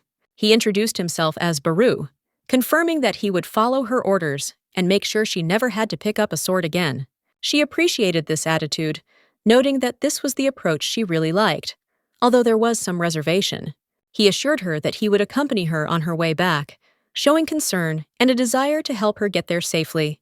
He couldn't understand the reason for the unusual three-colored aura that was emanating from her, since it was usually one color. Usually, her aura was clearly manifested in one shade, so this variety seemed strange and unusual to him. The maids were absolutely delighted with her appearance, happily discussing the lady's return and showing lively interest. They said that they were waiting for her, expressing impatience and readiness to help in everything that was needed. The maids invited her up to the room, promising to prepare a warm bath for her so that she could rest. However, she was surprised by their unusual behavior, since before the maids rarely showed such interest in her. She asked about Olga's whereabouts, to which the maids replied that she was busy with an urgent assignment and that they would completely replace her. He smelled a strange scent that seemed unusual and incomprehensible while she was taking a bath with rose petals. She was puzzled by what was happening and did not understand at all what exactly was happening around her at that moment. The bath has been infused with a special scent of andros, promising relaxation and comfort after a long day. She thought that the maids had gone crazy because andros was a very expensive and rare ingredient for such procedures. This andros was imported in small quantities due to low production volumes, which made it especially valuable and rare. It was that same andros with a small bottle, the price of which was higher than any designer dress. She couldn't understand what exactly had happened and why everything had turned out so strangely at that moment. The maid confidently said that she did not understand her words and that they were simply doing their usual job. Nothing more, nothing less. They decided to see it through to the end and continue to improve the point that was important to them. She remembered that her mother loved this scent very much during her life. It was special and dear to her. Everyone around was simply delighted with the smell and smiled, as if remembering something good. They said they knew in advance that she would definitely like it, and that it would evoke pleasant feelings. Indeed, she really liked this scent, awakening warm memories and emotions. If you think about it, Mom didn't show much interest in her daughter Diana and was quite cold. Despite her nobility and outward dignity, the mother always kept some distance from her daughter. Diana always lacked maternal love, and she acutely felt its absence in her life. Only in rare moments, when her mother extended her warm hand to her, did it seem that the world was becoming kinder. At such moments, it seemed that this whole big and cold world belonged only to her. The scent of andros emanating from my mother created a special atmosphere, filling everything around with tenderness. But Diana didn't know what to do next, and accidentally dropped the bottle on the floor, breaking it. She said she hated the scent, that it brought her pain and bad memories. The sister most likely used this scent carefully and with great care. Then Diana asked to bring the golden fragrance, which her sister did not like at all, and they managed to get it quickly before Diana's skin swelled from the hot water she was in. Diana was completely confused and did not understand what was going on around her and why everything was so complicated. After everything that happened, she quickly got dressed, collected her things, and left without looking back. She sat down at the table as if expecting something important. Her father told her to say hello, because Viscount Badley was standing in front of them. Father heard that she and the Viscount had already met, and said that he seemed to know everything about her and their past. He understood that Diana had strong feelings for the Viscount in her soul, and he believed that he could be the best husband for her. The father also addressed the lady, noticing that she was very shy, but was trying to act confidently, as if she had changed a little today. Regina admitted that she envies Diana for having such a chance and such a relationship. She noted that Diana and the Viscount looked very harmonious together and complemented each other perfectly. Perhaps Diana should cut herself off from all ties to the Badley family, since today is the day when the very people who are in her way are gathered. Deep down, she wanted to show them all her strength, as if she was going to knock out their teeth. Such an attractive and noble man, having certainly become her husband, could bring her constant joy and happiness. Now Regina could rest easy, because she was sure that her sister would be in safe and caring hands. Diana asked if Regina really wanted only the best and support for her in this situation. In response, Regina asked in surprise why Diana was suddenly speaking to her in such a special way, as if opening a new page. She said that the Viscount was a worthy man, and Diana was very lucky, because other contenders could have passed her by before. Diana expressed hope that over time, her opinion about what was happening would change, and she would be able to accept everything with an open heart. Regina didn't immediately understand what exactly was being discussed, but Diana explained that everything was exactly as she had said, simply honest and direct. At that moment, the butler suddenly ran in and began to intervene in the conversation, as if trying to urgently communicate something or interrupt the conversation. He turned to the owner, who did not understand why an uninvited guest had burst in. The owner was sure that they weren't expecting any visitors without warning, because they had an important guest now. But the butler explained that a royal decree had been received, and he was obliged to deliver it personally to the Viscount. The Viscount found himself in the hands of a paper containing a royal order that required immediate attention. In fulfilling his duty, the Viscount began to read the text of the decree read by the Royal Majesty. The decree stated that the Viscount's second daughter, Diana Resley, had been chosen as Princess Juliana's bridesmaid. She was to accompany the princess to the Empire, playing an important and honorable role in the celebration. Diana, upon learning of this, immediately stood up and happily agreed to carry out the royal commission. She understood that carrying out this mission would entail a delay in her personal life and marriage. Once the bridesmaid service is over, she may miss out on a good opportunity to get married. The Viscount promised to compensate her for this lost period in a special way and to support her. The relatives listened to the Viscount's words in silence, showing neither support nor objections. Diana still didn't know what to do in the current situation with the order. She stressed that she could not disobey the royal order and counted on the family's understanding. It was expected that her relatives would make a decision without unnecessary arguments and support her choice. She also stated that she would not ask the young man to wait for her return from the mission. A young man, the son of a prominent Viscount family, must start his own family as soon as possible. However, the family found a solution that helped them cope with this dilemma. The father listened attentively, and the Viscount was pleased with the way he had found to get out of the situation. Diana explained that the decision was related to her sister Regina and her future marriage. Regina didn't immediately understand what was being discussed and asked for an explanation. A little irritated, Diana reminded that Regina had already spoken at the table about her envy and a possible good husband. However, Regina was surprised and asked when she said this, doubting her words. Then she noticed the Viscount's smile, which made her think about what had been said earlier. The Viscount confirmed that he had indeed heard good words about himself from Regina's lips. He does not fall in love at first sight, but he is not at all indifferent to women's love. He has feelings. Diana noted that everything worked out perfectly, and now her sister wouldn't have to envy them. They looked great together. Regina is slightly inferior in appearance to Lady Diana, but he will have to put up with this and date both of them. Diana admitted that she was still glad. Today's conversation about marriage had at least produced some result. Recon noted that it would also be advantageous for Lady Regina to marry him, since it would strengthen her position. Diana admitted that she doubted for a long time and was worried about what would happen to her sister if she got married first. He was told that, unfortunately, he would not be able to wait long and he needed results sooner. He really needs connections with his family, so he agrees despite the conditions. Diana noted that Regina really loves the aroma of andros. It is her favorite scent. He replied that for her sake he was ready to forget about all the scents, and that next to him she would not need any andros. She will forget all the old smells and will not need others, because he will be nearby. Diana noted that he was a true romantic, and he asked Regina not to be embarrassed by his feelings. Life can be unpredictable, and now Regina realized this, especially when it comes to capricious cats.